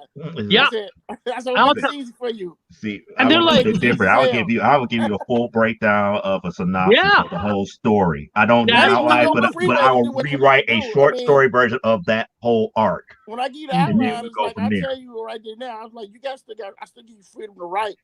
But I'm reading. I feel something that's not right. I'm like, hey, look, change this. Blah blah. Well, I changed it. I let you know I changed it. You know, but those we got to understand what we're doing. It's not really an issue. That's the problem with people is that they don't know what it really takes to be creative as a team. You know what I mean? It's like it's one way sided, and that's where you have problems at because you're not really being honest with yourself as a creator of what you really want. Then you telling the writer who you hired to do it, and he lost. Like, what you talking about? You know? And you lost because the communication is bad. Because the artist itself, they don't know what they really want. They don't know what they want because they're not thinking this stuff through. And there's a lot of them like that I see at conventions, and they always fail because they don't know what they can't sell. They can't even tell you what it's about. You know, they can't sell it to you. I'm gonna tell y'all a secret. Crowdfunding. Most indie comic companies don't have editors. You'll see the word editor on the book. That's just the person packaging it, making sure it's formatted to go to the printer. Even Marvel, if you see that dumbass mistake Marvel did with the Captain America end game, anybody seen it? No. What Marvel did? Captain America the end? Aaron Larson was on? Huh? Yeah. Yeah, when they put that at the end, Stan Lee and Jack Kirby, creators of Captain America, instead of Joe Simon. And man, people ripped their ass in that boy. They went nuts in that book. I felt so bad for Eric. What type of editor y'all got over there that didn't catch that? I felt so bad for Eric Larson on that because he's like, dude, I made a really good book, and all anybody can talk about is the asshole who didn't credit the right creators. Like, that sucks. Yep. That was bad, man. It's sad. You know what, though?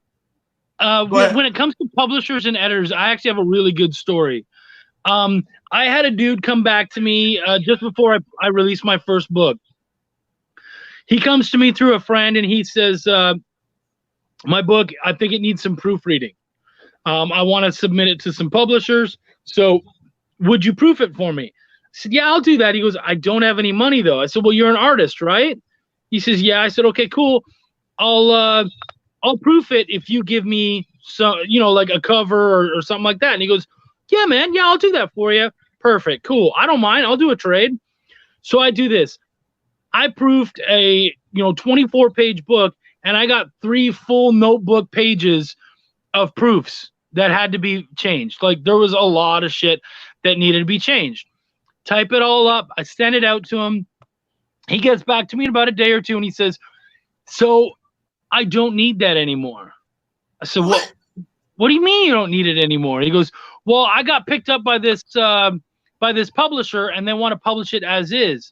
I said, no. I said, publish that book.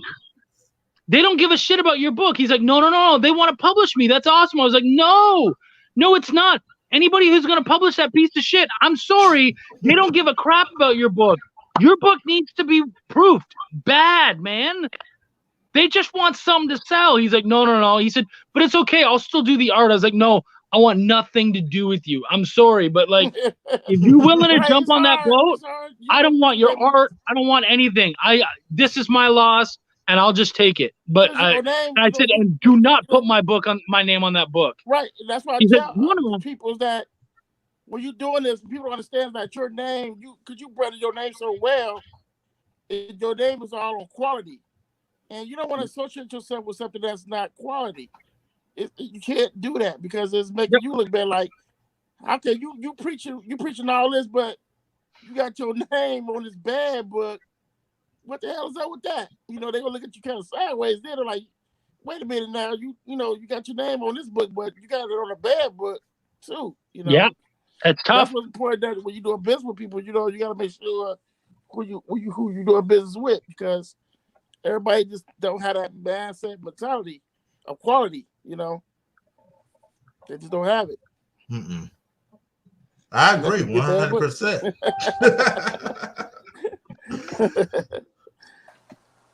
Oh, she's back. Yes. Dora, we were Yes. just talking about female empowerment in comic books. Real talk. We were just talking about this. I heard every single thing you guys was talking about.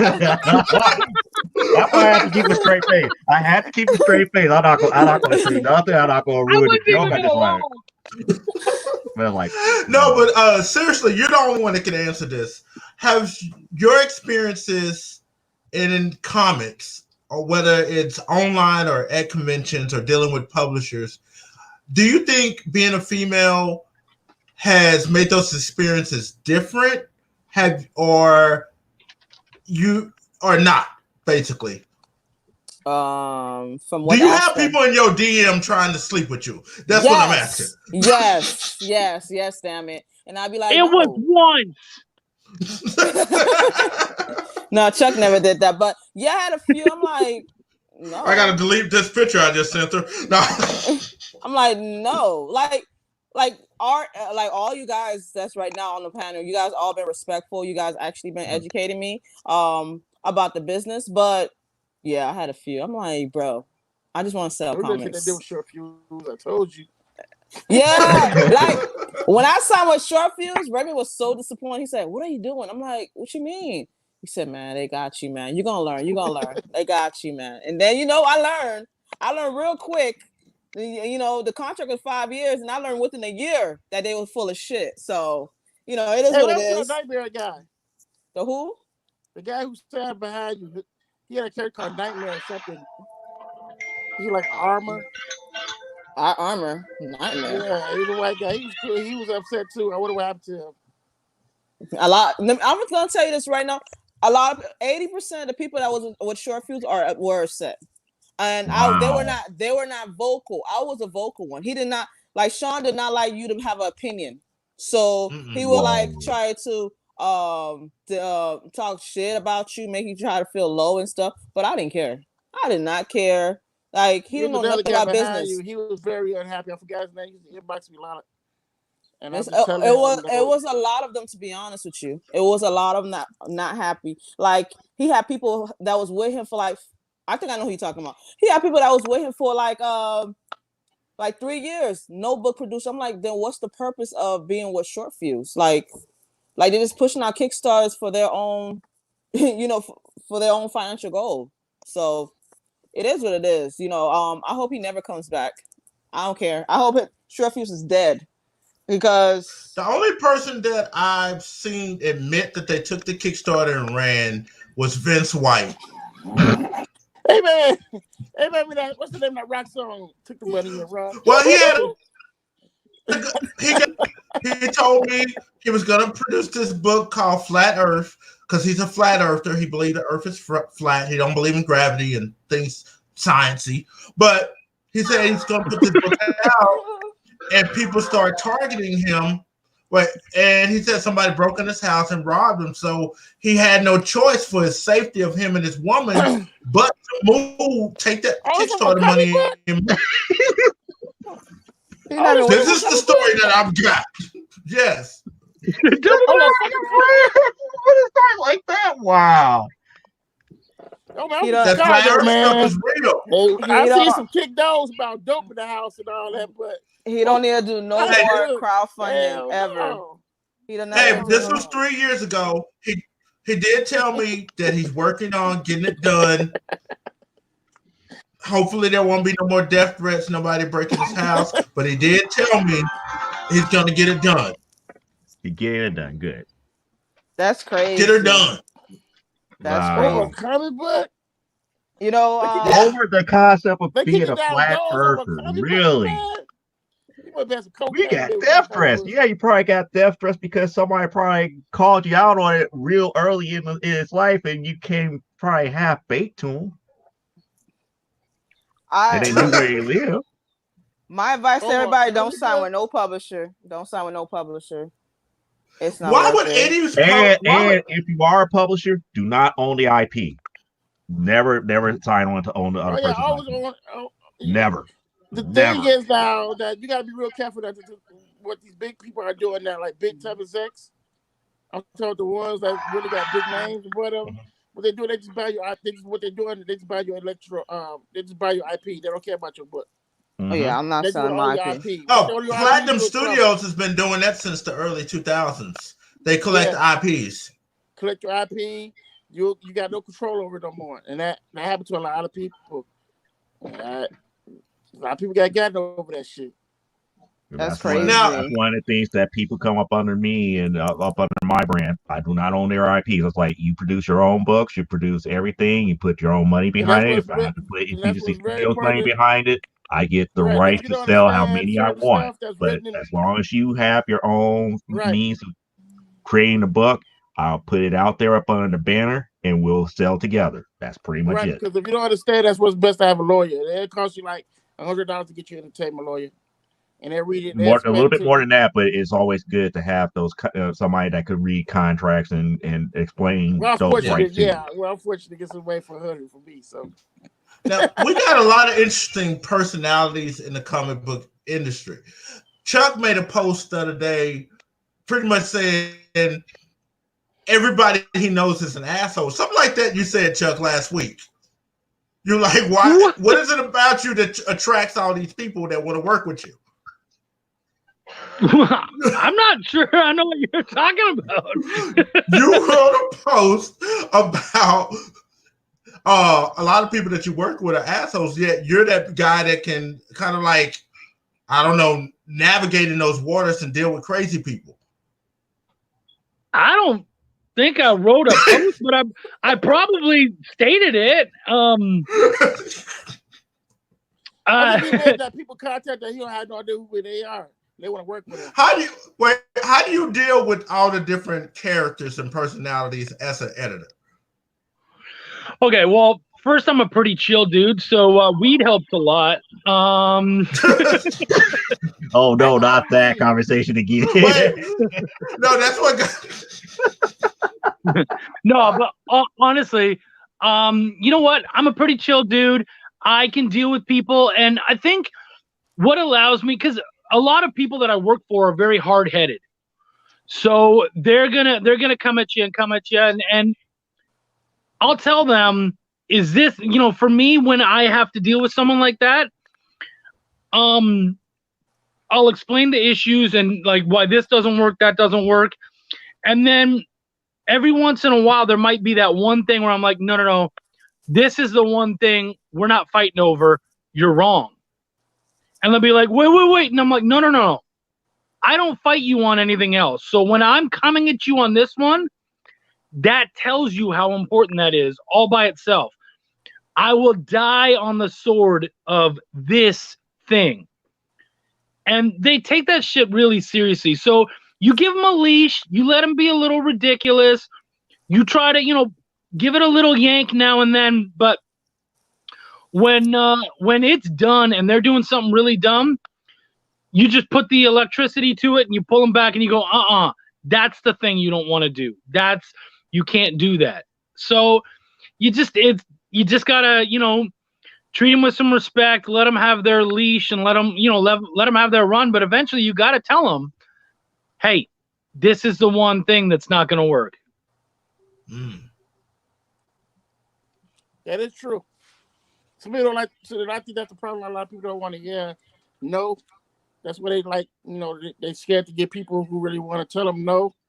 And so they surround a lot of yes people. Yes men. Joe, your comic is in a different art style than traditional comics. Has that been an advantage or a disadvantage to you? Both. You talk about primetime Saturday night. It's both. Yeah. It's eye-catching. I get people drawn to it because it's in 3D, but it's also a hindrance because it's not traditional, which means that people will come to you and be like, you did this? It's like, yes. So you drew this? It's like, no, it was done in computer graphics. And I would tell them how I go about doing it on a computer, and they were like, but where's your drawing stuff? So it's kind of like that disconnect. It's like some people don't realize that you could do physical comics using 3D programs like Dot Studio and Poser. It takes a lot more resources to do it that way, but it still has that same feel and format. Does it take 26 pages to do? I mean, 26 pages? No, I'm talking about the AI. Oh, wow. I just don't feel like 26 pages You're like, what? Of creating what? I'm like, because you start with this program, then 26 pages later, 26 pages later, I finally got one character that I can put on the screen. And now our story begins.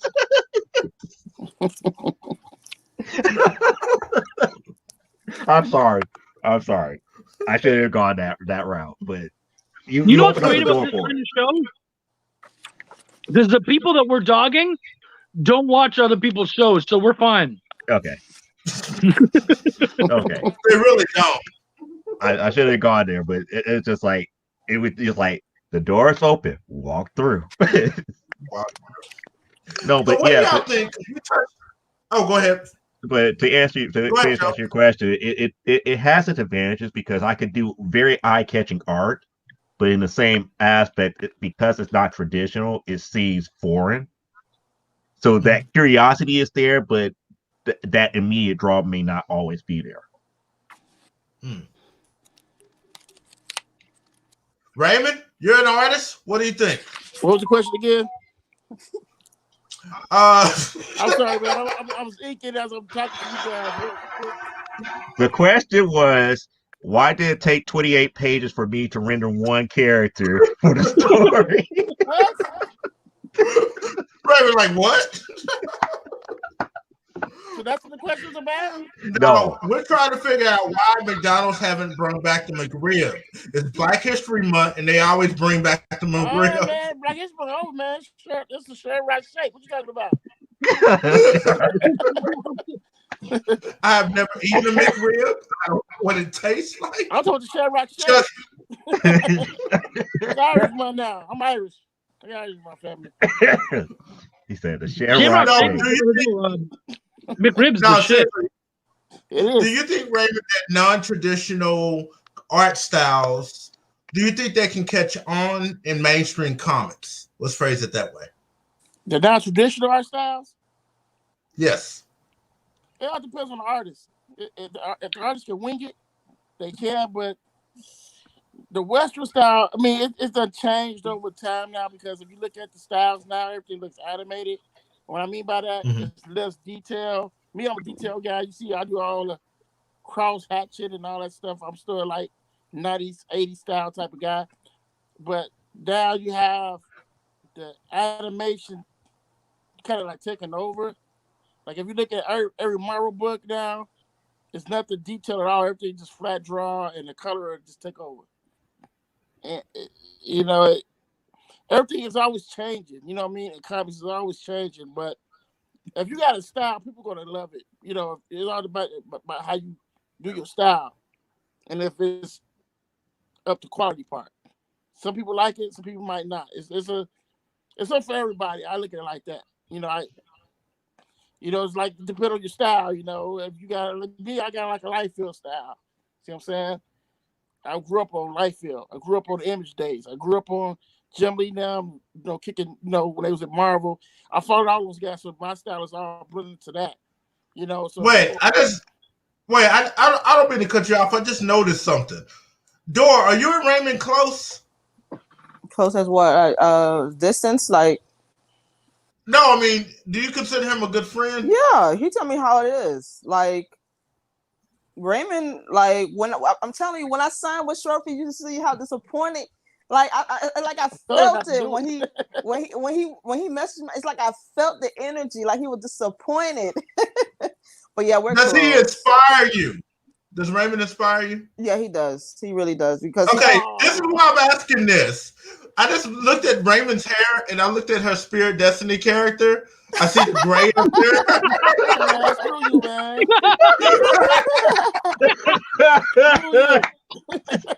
Are you an asshole?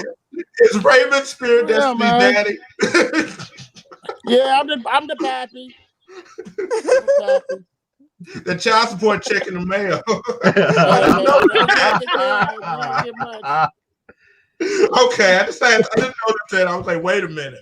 I started putting 2 and 2 together. I'm the pappy. Well, I can't wait to meet Raymond and C2E2. You know, there's gonna be a lot of. I'm not gonna be there this time, dude. I'm sorry, I protested.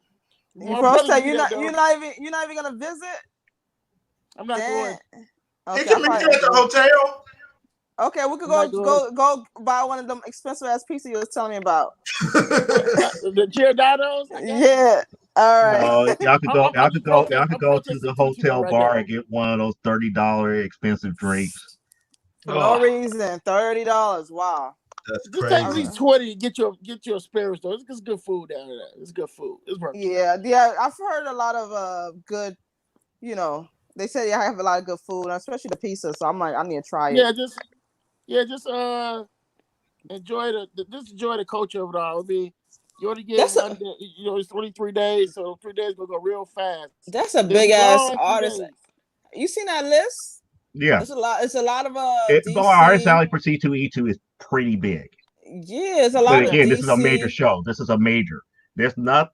Everybody thinks that certain shows are major. I could tell you, I can only name like a handful that is like shows that trumps all the other ones. Period. Wow. San Diego. There's nothing like San Diego. There's nothing like New York. There's nothing like Toronto. And just below that, you have things like SuperCon, C2E2, and Comic Case is getting that way, and WonderCon. Nothing like those shows. Everything else is like smaller, small based when I compare it to those shows. I got 2 more questions for y'all before we get out of here. Okay. First one. Is there such thing as breaking into comics anymore? No. You already broke in once you create your first book. That's breaking in right there. Yeah. They get staying in comics, and if you try to make it a career, you try to stay in it. That's a whole different ballgame because you still got to get jobs. See, one thing about people don't understand is that if you like in Marvel, DC, it don't matter. You still got to fight to get that second job. They might give you a book, but you got to fight to get that next book. And you got to keep going and going. You're only as good as your last book. Mm-hmm. Yep. Yeah. No, I mean, there's breaking in, but at the end of the problem is that for everybody, it's like Marvel and DC is their end game. But if you watch any from Marvel and DC, once they're done, they move on to other shit. They do Image. They do their own stuff. Like, that's not the end game. The end game is actually being able to one day step away and go, man, I lived off of this. I had a career and I was able to just make comics. That's the end game. Mm-hmm. So if you think that this final bar is going to be where you hit it, you're wrong. Like, you're already wrong. You're going into it for all the wrong reasons. So for me, Ty Fryler is a great example of that. I like Ty because he made sure that it just wasn't about comics he was going to live off of. He's making that hell of a career. The toys. His toys was keeping him above, And like he said in the interview, he said, I don't really have to draw comics no more if I don't want to. I don't like to do this. But he loved doing it. It's a thrill. Yeah. It's a thrill for him, Okay, so Chuck, what is your end game with comics?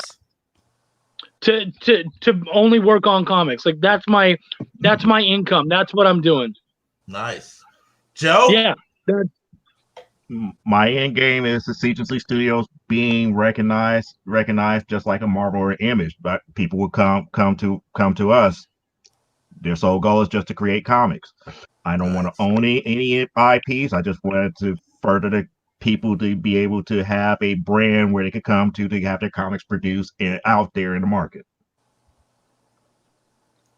And the only way for me to do that is to do books myself, understand everything for myself, to help others get out there as well.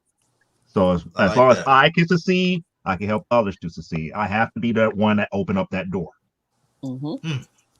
As for me, I want to think bigger than comics. Like me and Art, we always talk about, like, I want my I want my characters in movies and video games, which I'm actually working on a video game script. So I'm thinking bigger than comics. I want the longevity of all my characters. Mm. Raymond. Raymond. Oh, I went into the weed business. You get into the weed. Wait, Chuck is listening now. Chuck had tuned out. He was like, "What?" You get into the weed business? I heard it's legal over there. Yeah, yes. About stocking weed. That's what. Okay, I need to holler at you when I come up there. I need to holler at you. You know, but that is my second thing is to get into the weed business. But but me, man, I just love creating books, man. As long as I keep creating these Agent Solo books, people buy them, and I'm doing other stuff that I got going on. It's all about just creating books and seeing people buy them, man. I mean, TV deals and all that, my spirits in LA, all that, they will come to you with cars and all that. They will come to you. But you shouldn't, you don't want to make that your priority because you get caught up in that. Then if something not going right, you start not believing your project. But if you just keep making comics, man, and people buying them, and as long as you living and you can still, you know, you're still healthy, you still make books, you'll be all right. Sure. That's my end game. In the weed business. And what about you, Art? Ooh, you're not exempt for that question. What about you? That's it, Joe. That's it. My goal, and I have one goal. I want to be a professional foot model. What? I want to be a professional foot model. He's going to be Eon Flux, the male Eon Flux. That's what he's going to do. I found out how much people know the actual background history of Eon Flux will understand that. I can't even get it on camera. I found out it's a lot of money in the foot game. People will pay for your pictures of your feet. That's my goal. Nah, weed is better, man. You can set up, a Girl Scouts cookie right in front of a weed specimen and make hella money. That's true. But did he say Girl Scout cookies? Yeah, he's not lying though. He's not lying. Weed and cookies. People love that stuff, man. I'm telling you how to make fast money. He's not lying. He is not lying at all. Weed is from the earth, man. So is Agent Solo getting a new costume that's gonna be weed inspired? You better do it. The hemp fit. The hemp fit. Solo hemp fit. Smoke right out of Agent Solo with a bong. Hell, shit. My goal is it's pretty simple. I want to create a brand with my characters. I want my characters to be around 10 years. Yeah. I do want to explore different mediums with my characters because I don't want to limit them just to comics. But I know the core fan base will come from comics. So I never want to ignore that. Well, my experience with that is that's where I said I was best to create. You concentrate your brand is you can build you build a continent. So when that time comes, you got plenty of content that can, generate off that, like TV, cartoon, whatever you're trying to do. You got this big, thick content that they can, the sources are right there for you to do whatever, for your next step or whatever you want to do. I'm over here thinking about, can you sell weed at Comic-Con if it's illegal in that state? Yeah. Depends on the state. You think I'm playing, man? Man, you know how many stores I had carried to my table in LA? So why don't they print comics on hemp? Is it called hemp paper? Yeah. Yeah. Hemp When paper. it lasts longer? Expensive. Mm-hmm. Oh, it is? Mm-hmm. It'll be a collector's item. I would bet. Oh yeah, you should do like Captain Cannabis on hemp paper. I got a weed character, man. I'm just, I got an idea, but I don't think we could do it. I don't think Ted Turner would like it, but yeah, it would be right up his alley. Comics. Come back out with Captain Planet. Yeah. Using hemp paper. Yep. Because again, hemp is recyclable, hemp is durable, and it fits into the whole thing about the power is yours. Super weed man, Captain Weed man, Captain Blunt man, Captain Dank Man. I can do it all. What I'm saying is, it'd be a fun thing. It's remarkable, and people will just come and just buy it and laugh too. What is this about? What is this, guys? Captain Dank Man. The evil villain of Puff Puff Pass. I think I got the next best idea. You remember when we were kids, they had like Bazooka Joe, and inside that gum they had the little. Yeah. So now what you do is you make gun wrapper with the. Well, now what you're gonna do is you're gonna make comic books or comic strips on the rolling papers. Yeah, so they pull out the rolling paper like, that's some good shit, and then they roll it up and they put it. That's true. That's true. That's true. That's it right there, man. Yeah. You start putting your strips on rolling papers. That's another thing, man. Yeah. I thought I was the only one day drinking. You doing the convention, you see all those people though. It's not like I'm lying. It's like these people be having people be high at the conventions, man. Especially LA, they was high as hell. It's like straight up weed fest up in there. But I'm just saying, you think LA is bad? Wait till you get to San Diego. Books. They love fun stuff. So I tell everybody the best part of the comic conventions is not the comic conventions. Go to these cosplay proms and these after parties. People get wild. Nerds going wild. I'm scared, man. Too many wild. Going on. And that's why I stay away from it. They get too wild. People Dirk Manning might be out. Dirk Manning might be out there. He is gonna be at C2E2, and you see that scam that you showed me. I'm gonna stay away from him because who? Dirk Manning. Dirk Manning. Him. We ain't gonna talk about the allegations. Yeah, that guy. This guy. Oh yeah.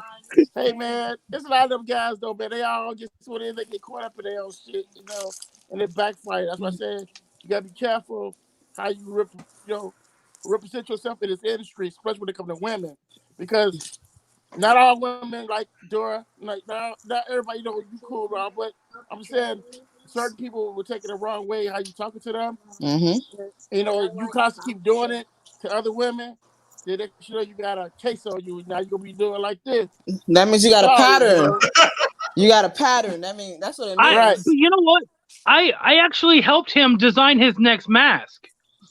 He's got one that goes over, and the bottom of it is Bill Cosby's face. It's perfect, man. That guy messed. Allegedly used his fame to get booty. Allegedly. That's too many. That's too many cases. You know what? The convention is. I'll give it to the convention. The convention got signs, and the cosplayers are very respectful. They ask you, "Can I hug you? Is it okay for that?" So everybody's very know what's really going on. Because it can't get out of hand. Because half of the chicks be half naked. It gets real wild to conventions, man. And sometimes I wonder, is this a convention or is it for a family or what is this going on? Because some of these guys have never really been around women, so they see somebody dressed up as one of their fantasy characters. They get a little too excited, and they should never touch anybody's breast, butt, thigh, whatever. That's a no-no. I agree. It's all about respect. Like, come on. Has that anything like to happen to you, the door at a con? Anybody trying to touch you? I would be in jail right now if that had happened. Like, it's all about respect. What's up, girl? I ain't gonna lie to you. I couldn't believe that was really did that, but I was like, these guys they get, like I say, when you at the conventions, man, they use they saving they have, and they get caught up. That's why it's nice to not be popular. Yeah, I don't have that issue. Right. My last question, since the subject is the business of comics, do you think currently what the mainstream publishers are doing, do you think it affects small publishers and independent comics, or do you think it's totally two separate entities? I think it's two separate entities. Yeah. Two separate entities.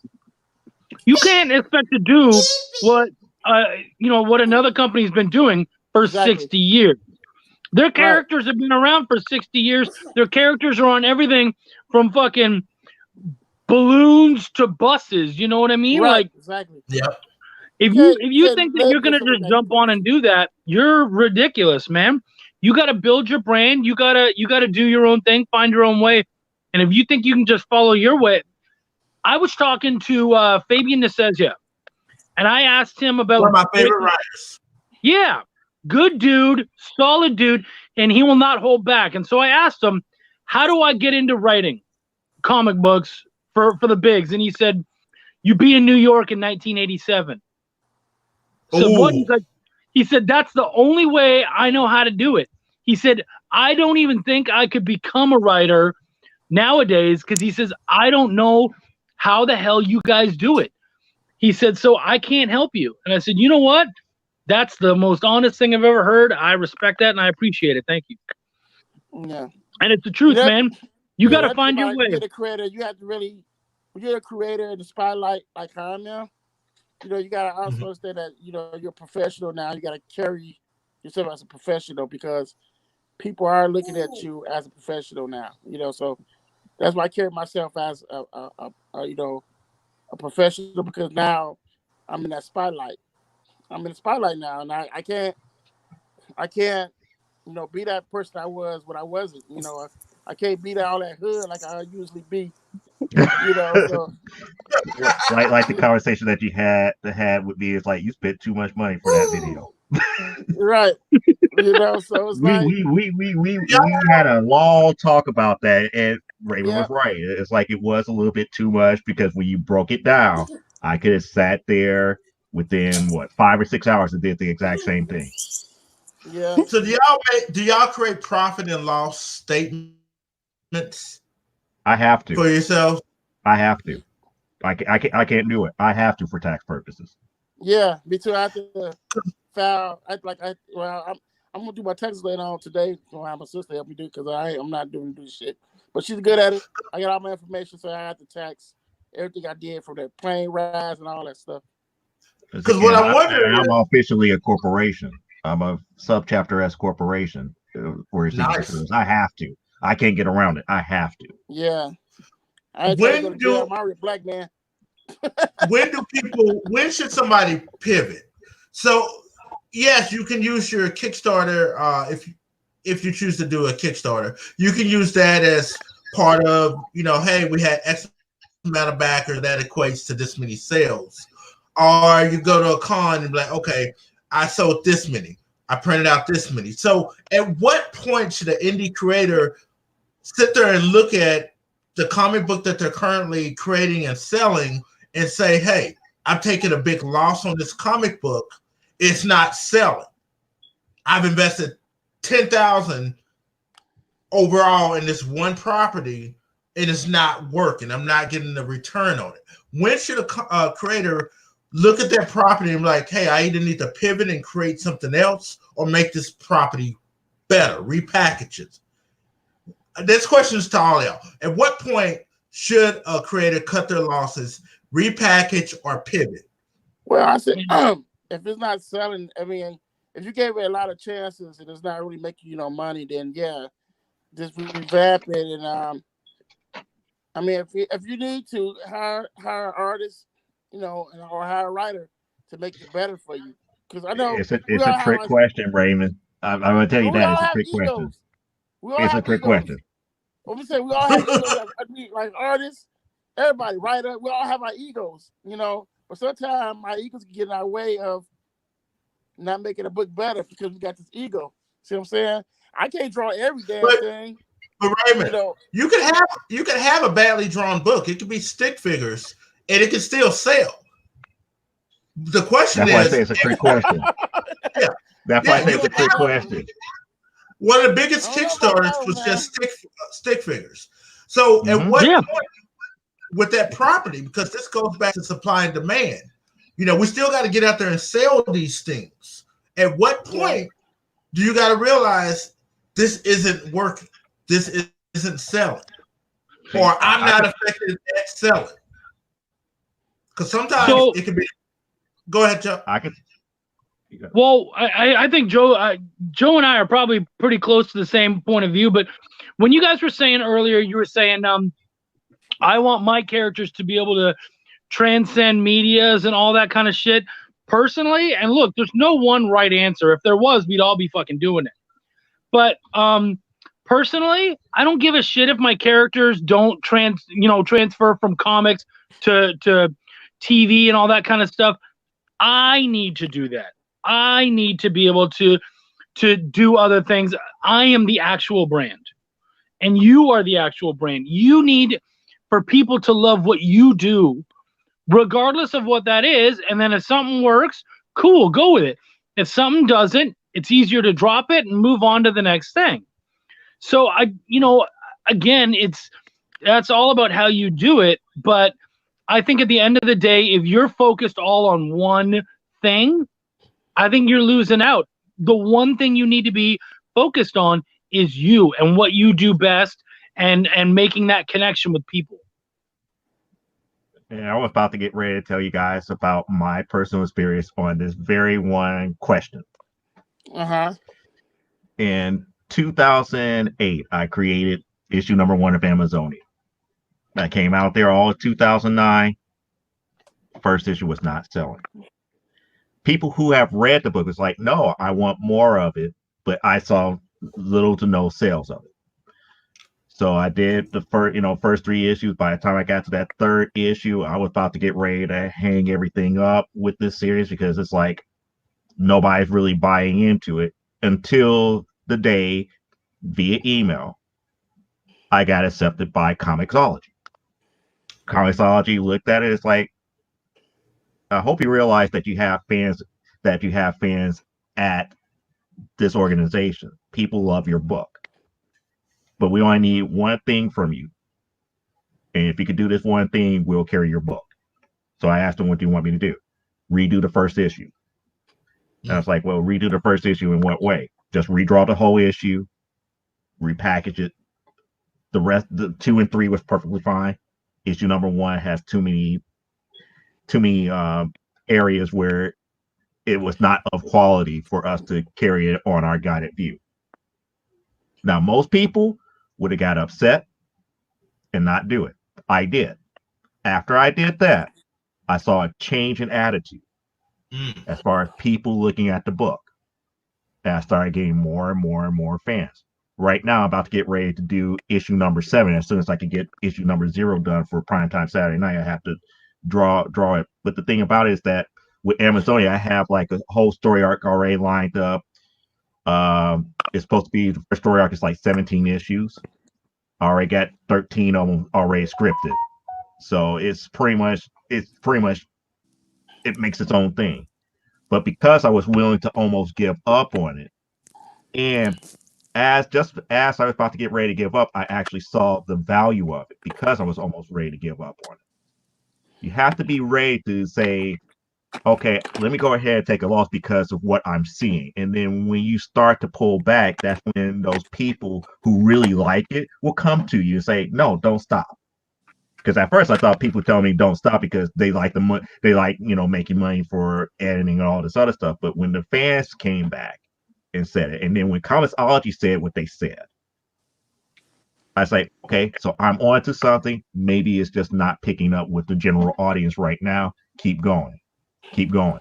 Just keep pushing. Keep pushing. Keep pushing. Because again, originally AWF was outselling Amazonia like 2-1. Now it's complete opposite, 10-1. Amazonia outsells AWF 10-1. I go to a show, I can sell Amazonia in sets, and people will pick up issue 1 to wherever that latest issue is. I can't do that with AWF, and I'm almost there with doing it with Primetime Saturday Night. I like that name. So you were not afraid to repackage your material. A lot of people won't do that. And that's where I'm getting at. It's like sometimes you have to do that.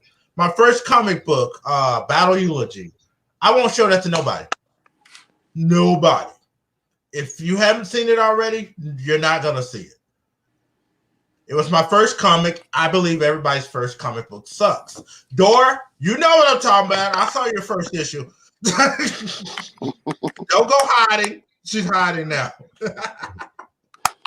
Dora, come back. Yeah, I'm quite the opposite. I will show people Amazonia #1, the original Amazonia #1. And I show them for the one reason.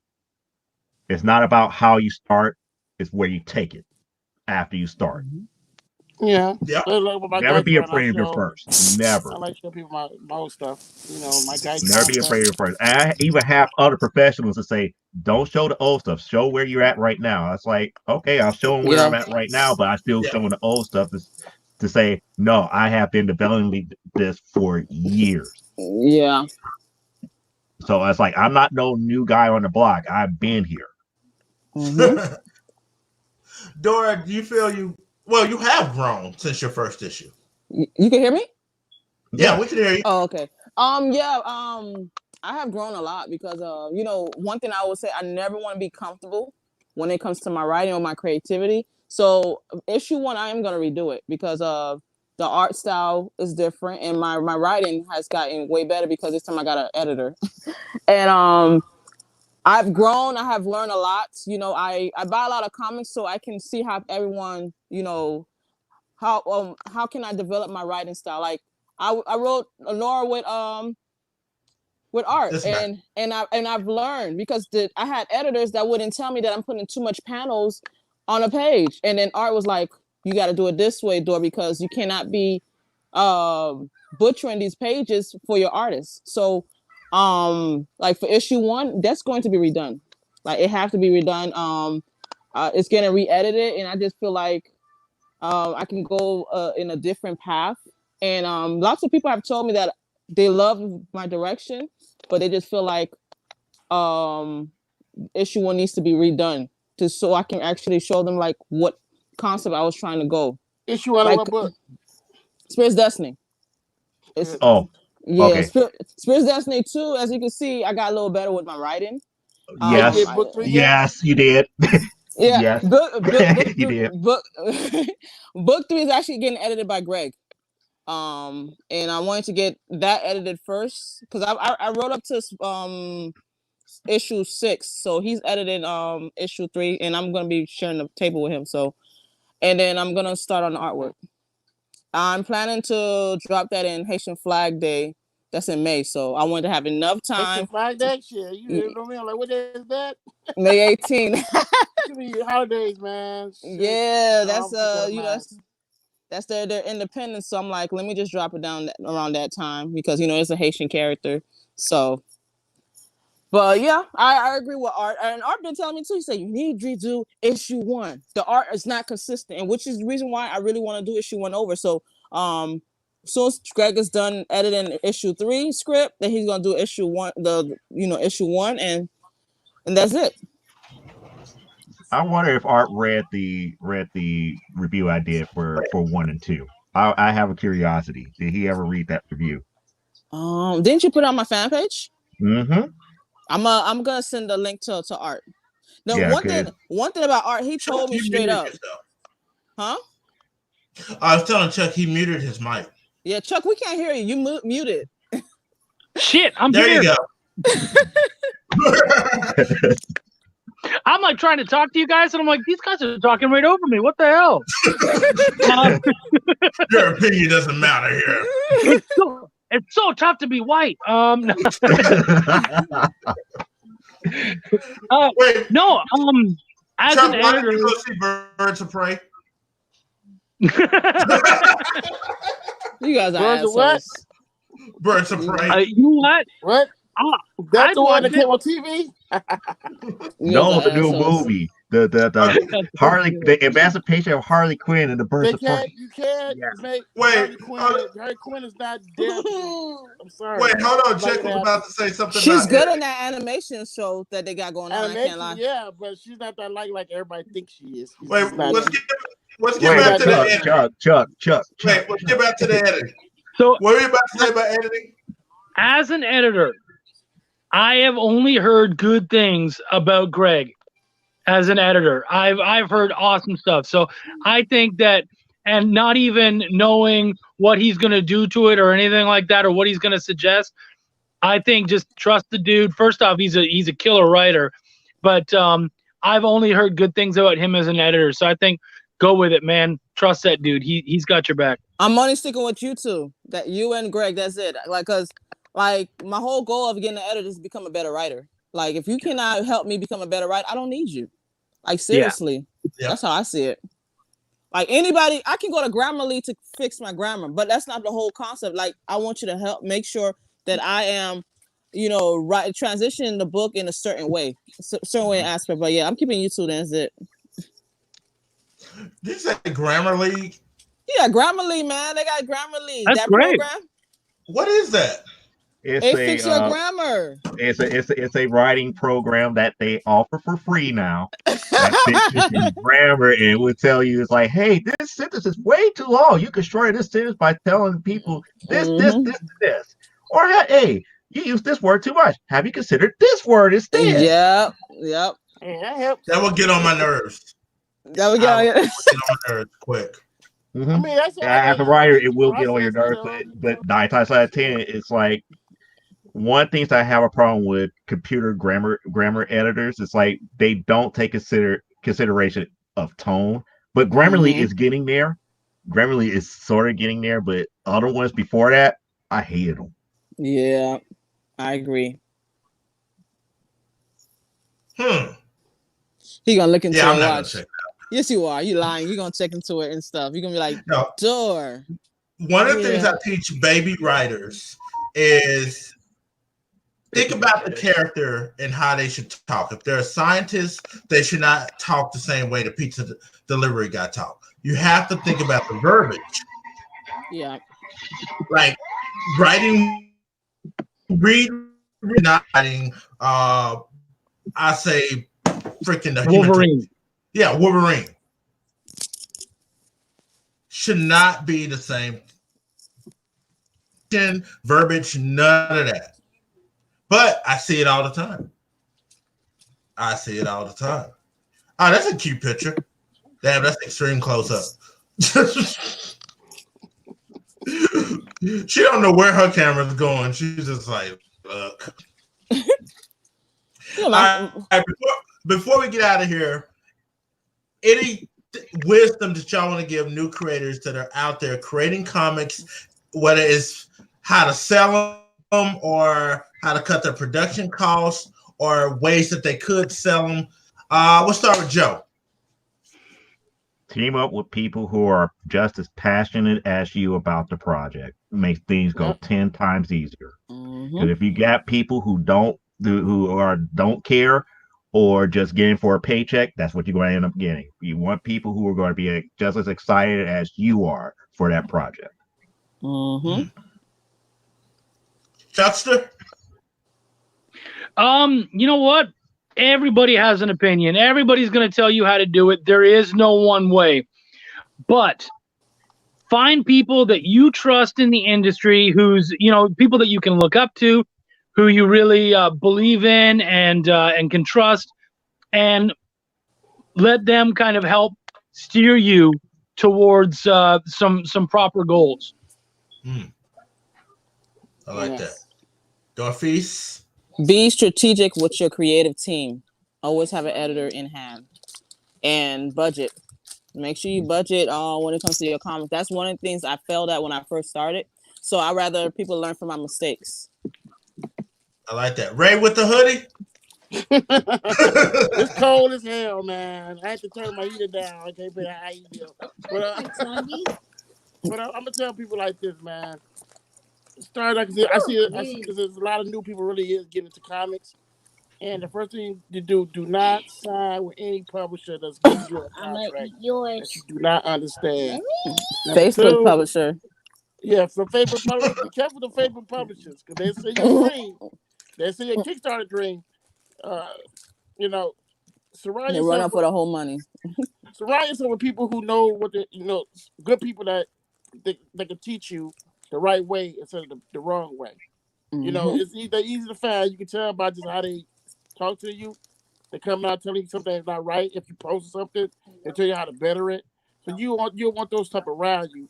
And also, if you don't know anything, just use YouTube for your help and guidance, because all the answers are on YouTube how to do stuff. You know, the answers are everywhere about comics now. You know, not just one sided anymore. So just surround yourself with good people, and you know, just try to stay with people, Facebook publishers, because I just see too many people getting got with these type of people. It's really sad because now their whole IP is tied up. They can't get no money. And it's just really sad that, you know, that you put your all into it. You don't get nothing from your label, or, you know, what you created. It's just so wrong. So be aware of these type of people, man. Stop signing with everybody, you know, because you want to, you know, you're desperate. You want to be a part of something. You're already a part of comics when you create it, you know.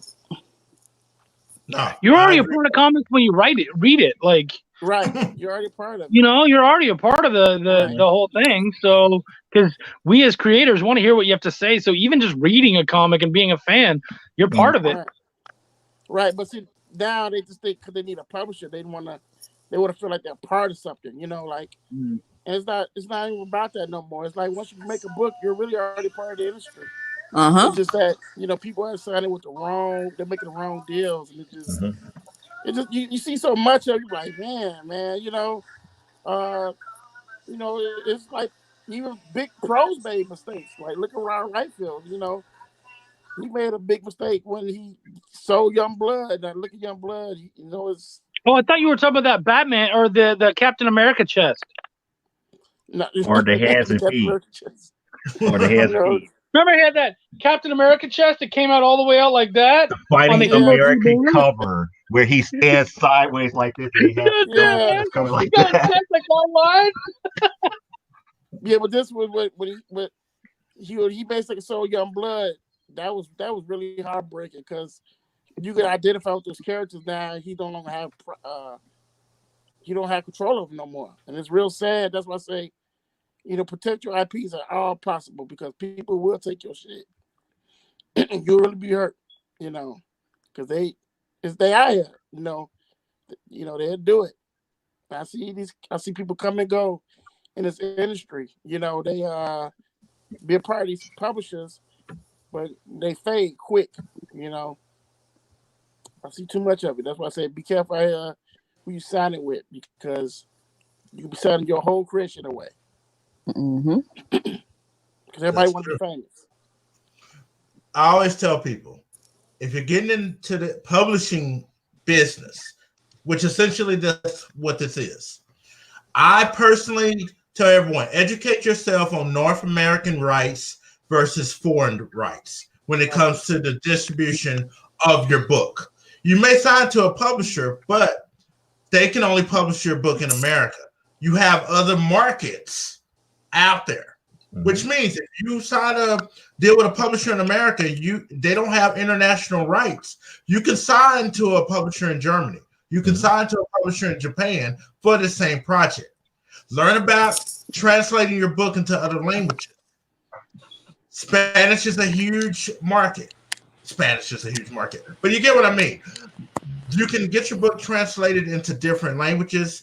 That opens it up to different markets, different customers who may not read English. Also, I never signed a deal without getting an advance. Is your publisher offering an advance? Don't bother with them. That means they don't believe in your product. If they cannot give you at least $250 to $500, and I'm talking about a small publisher, the larger publishers will pay you more. Right.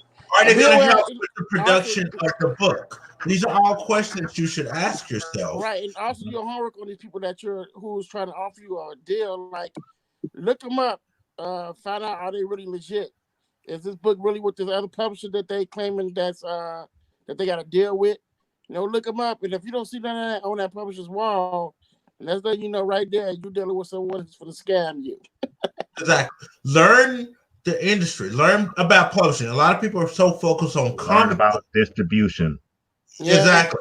Like Chuck, he's doing the audio book. That's material that he's getting proof of concept with.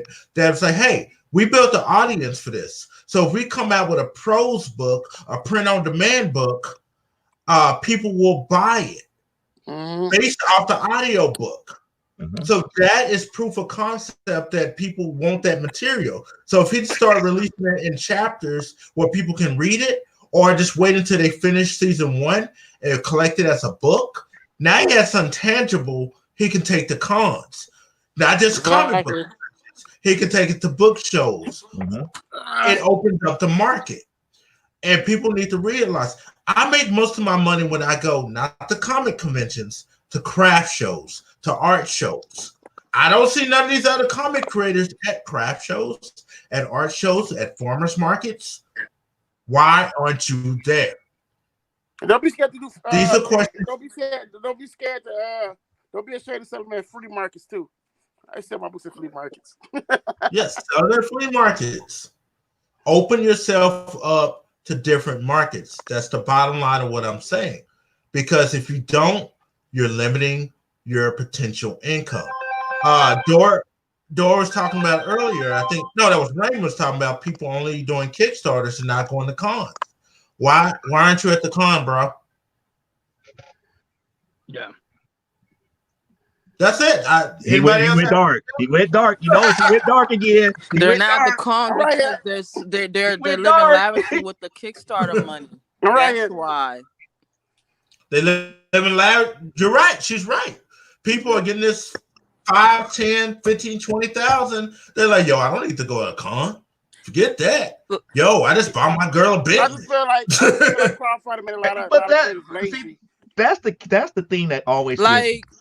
They get I do crowdfunding, but I do cons as well. Like I'm about to drop like another $400 on different 2 more cons. Like you gotta invest in yourself. Like not everybody do crowdfunding. They usually go to cons to buy books. Like you can't defend on those guys. They just living lavishly. Like I just don't understand. They're scamming. They're literally scamming because again, they're putting it out there that the book is not scam. I know. I need to pay all my artists, writers, inkers, and all this other stuff, and they make these $25,000 Kickstarters. They get 50 grand for it. Again, if everything that you say is true, that 50 grand, that's already ate up, not making any real money. But yet, how is it that all these artists are not getting paid? How all these editors not getting paid, the inkers and all this other stuff, and people getting 50 grand? As soon as that word gets out like that, that should end their Kickstarter career, but it doesn't, and I don't understand why. Because of the coronavirus. That's why. Blame it on China, I guess. I don't know. Stupid. But to get back to what we were really talking about, I don't believe in putting all your eggs in one basket. There's too many revenue streams out there. Whether you with a distributor through Diamond or Comixology or whatever distributor that you have, whether you're on Kickstarter, it all goes to one key thing: is to making certain that you can produce and sell your books. Whether you do shows, where you do, like you said, the flea markets, the public, again, I've been asked to do simple things like go to wrestling shows to sell primetime Saturday night. They would give me booths to do that. I haven't really delved down that market as of yet because normally they have those matches at times where I couldn't get out there and they're out in the boonies. And I'm up there like, well, is it really worth going out there to the boonies and spend all this money to get out there for what, 2 or 3 sales? But it's kind of like one of those things that you have to be open to. There's more than one revenue stream that's there. Let me tell you how my mind works. Like Chuck has Belial. You're dealing with demons and stuff like that, heaven, hell, all that. I would link up with a local heavy metal band or a nationally recognized regional whatever. I would sell my merch along with their t-shirts or be like, hey, can I put my character on your t-shirt? That band would be my promotion for my comic. Yeah. That's just the way my mind works. I don't know if they thought it in that line, but I would have a band repping my merch.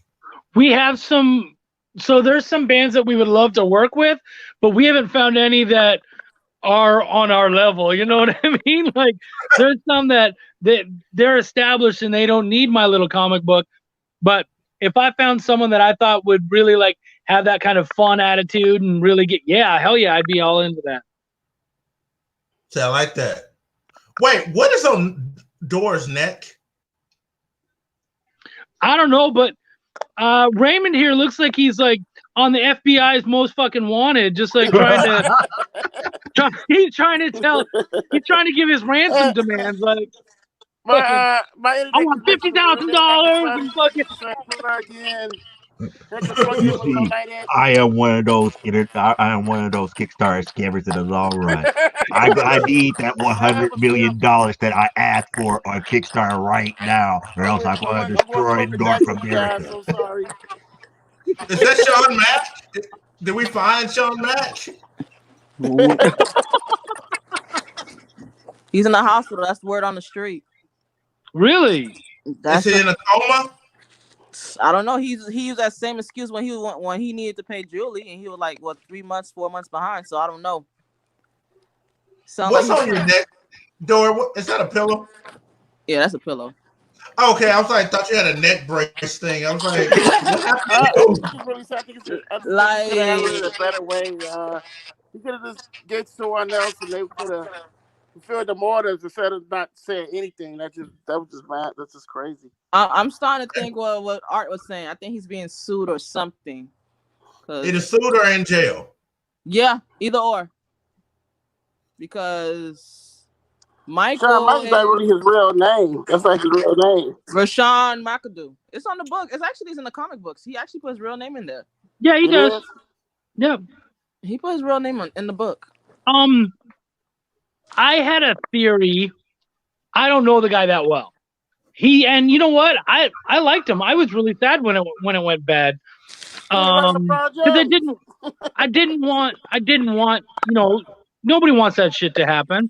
So I thought that was too bad, but I wondered if he was just having a hard time at home because they just made a major move from Detroit to Atlanta. Right, that's I thought maybe because how many divorces have we seen in the comics industry in the last one? Dude, I'm not even kidding, man. I can't tell you.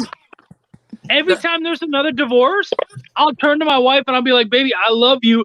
Are we still good? Yeah, we're good. No, I got a check, man. Are we still I got a fucking check. I don't want to be next. I'm not interested. I know it was like that with this other company. What's the name of the other company? Oh, I always used to thought there was an advantage of being single in this industry, and now I understand why. He was doing the same model that Short Fuse was doing. I forgot the name of that guy's company, but he had to fold because he couldn't make Insane Comics. Yeah, Insane. He wasn't making. They weren't making no sales in none of the books. He had all these titles. Yeah, I'm talking. They had different the same, and he couldn't do it no more. He said, "No, they weren't doing Kickstarters though. They wasn't, but the structure of Short Fuse is, I was under. They don't believe in paying for marketing. They don't do marketing. You got to market your own book. Basically, he's saying what Sean is saying. Oh, sell your book so I can make money off of you, so I can capitalize off of you. That's basically it. And he always will say, "Oh, you're not doing it right." And I'm like, "Bitch, you're not even a creator. Get the hell out of my face." Wait. There's a such thing as a comic book pimp because that's what you just described. It's like well, no. The thing is, I'm surprised nobody never brought this up. You have guys that who hires this art service. They got all these artists in the Filipino, and these guys are the artists have a bunch of artists from Filipino, and you got to go through him to order for them to drop for you. The Philippines. What's going on with this? They go with comic publishers. So yes, there's a pimp. They are pimps out there. Yeah, he's a pimp. I'm still laughing at you saying the Filipino. Yeah, they grab all these Filipinos, man, and they got a service. And you can't talk to the Filipinos. You got to talk to him. And he'll tell you which one you want. And they'll charge you. He gets paid. Yeah. Yeah, it's like I'm always going to get my finder's fee for talent. And that's why you have to talk to me because I run this stuff. No, that's just pimping talent. That's the definition of Glass House do. You ever heard of Glass House? I just cannot wait when he writes the contradicting post. I just cannot wait. He's gonna throw some jabs out there. I just can't wait. I really can't wait. He gonna write a 4-page letter, and I'm be like, dude, you're full of shit. You are so full of shit. So, it is what it is. I moved on. Even though I was supposed to sue, I moved on. I'm gonna sue later though, but I moved on. I hope everybody that's under short fuse, they move on. A few people had hit me up that's, moving on actually. So they're not gonna have any more creators left. They're not gonna have no creators left. I'll tell you that. It's crazy.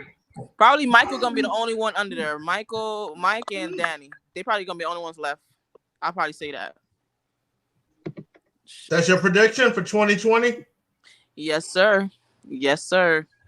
Because he lost his most prominent creator, Cat. How you lose Cat? Like she gone? Huh? You're referring to Cat Uno? Yeah. Like father, like daughter, which it's over a year and a half late. Yeah. Like he made an announcement. Wow. She made an announcement in the comments. Comments that she's going to be paying for the rest of the book by herself. Mm-hmm. Oh, okay, good. In yeah, yeah, and that's when I was like, okay, yeah, Cat is done. And she's like, She posted that in the web, the short fuse Fred that Dave Brick did. That she did it under there. Yes. Go on the Kickstarter. You're gonna see she put it in the comments. She did not hold back at all. I was like, yeah. She just basically put it on blast. And people actually that backed the book actually saw that Facebook post. We need to get her on the panel. Mm-hmm. She would jump on it. She's pretty okay with it. She's she's gonna be very like I said, I think he's in a lot of legal. I think he's in legal trouble there. And if she dropped out like that, and they're telling us that it's a family matter, but you drop it out like that, that's not a family matter. That's got to be illegal. That's got to be like some illegal shit. Because she want to drop out as a family matter like that. I'll tell you this: when my contract was terminated, 4 people that used to be with Short Fuse hit me up, saying that how they got screwed over. I'll tell you that right now. So I'm in legal aspect, but he deserves everything that's coming for him. Like he deserves all the karma. Like I didn't put his business out there, but he kept throwing jabs at me. I'm like, okay, you picked the right one, bro. You picked the right one. Everybody else didn't say nothing, but they all came after me. I was by myself. I was a one-man army. One-man army, and I'm still coming out. Wait, y'all know what I just thought of? Mm-hmm. What? Will Callaghan. He dropped him for Short Fuse Media because Will made some comments about he didn't believe in gay marriages. No, Art. Yeah, remember, he was defending. He was defending Will Callaghan. Remember, he was defending him. Yeah. The only reason he dropped him was because people put him on. They had wrote a blog on him for supporting a bigot. So they started making. And then he continued to sell Will's book after. He's still selling it. What I'm wondering is Will suing? He probably is. Short Fuse Media. You know what? I'm gonna ask him on Twitter. We're speculating. I'm gonna go on Twitter and I'm gonna tag him like, Will, are you suing Short Fuse? And I bet you he'll say it on Twitter. That'll be interesting. It'll be an interesting plot twist. I wouldn't be surprised. I know who to watch and follow on Twitter. All right, y'all. Let's get out of here. We need to eat. It's great having y'all on the panel, but we got to make some comments. Exactly. Any final closing words? Keep creating, everyone. Just keep creating. Now, stay focused. Know what you're doing, man. Surround yourself with good people, and everything will be all right. Mm-hmm. Works for me. It's been a pleasure, ladies and gentlemen. All right. All right. See you later, guys. You want to save our time?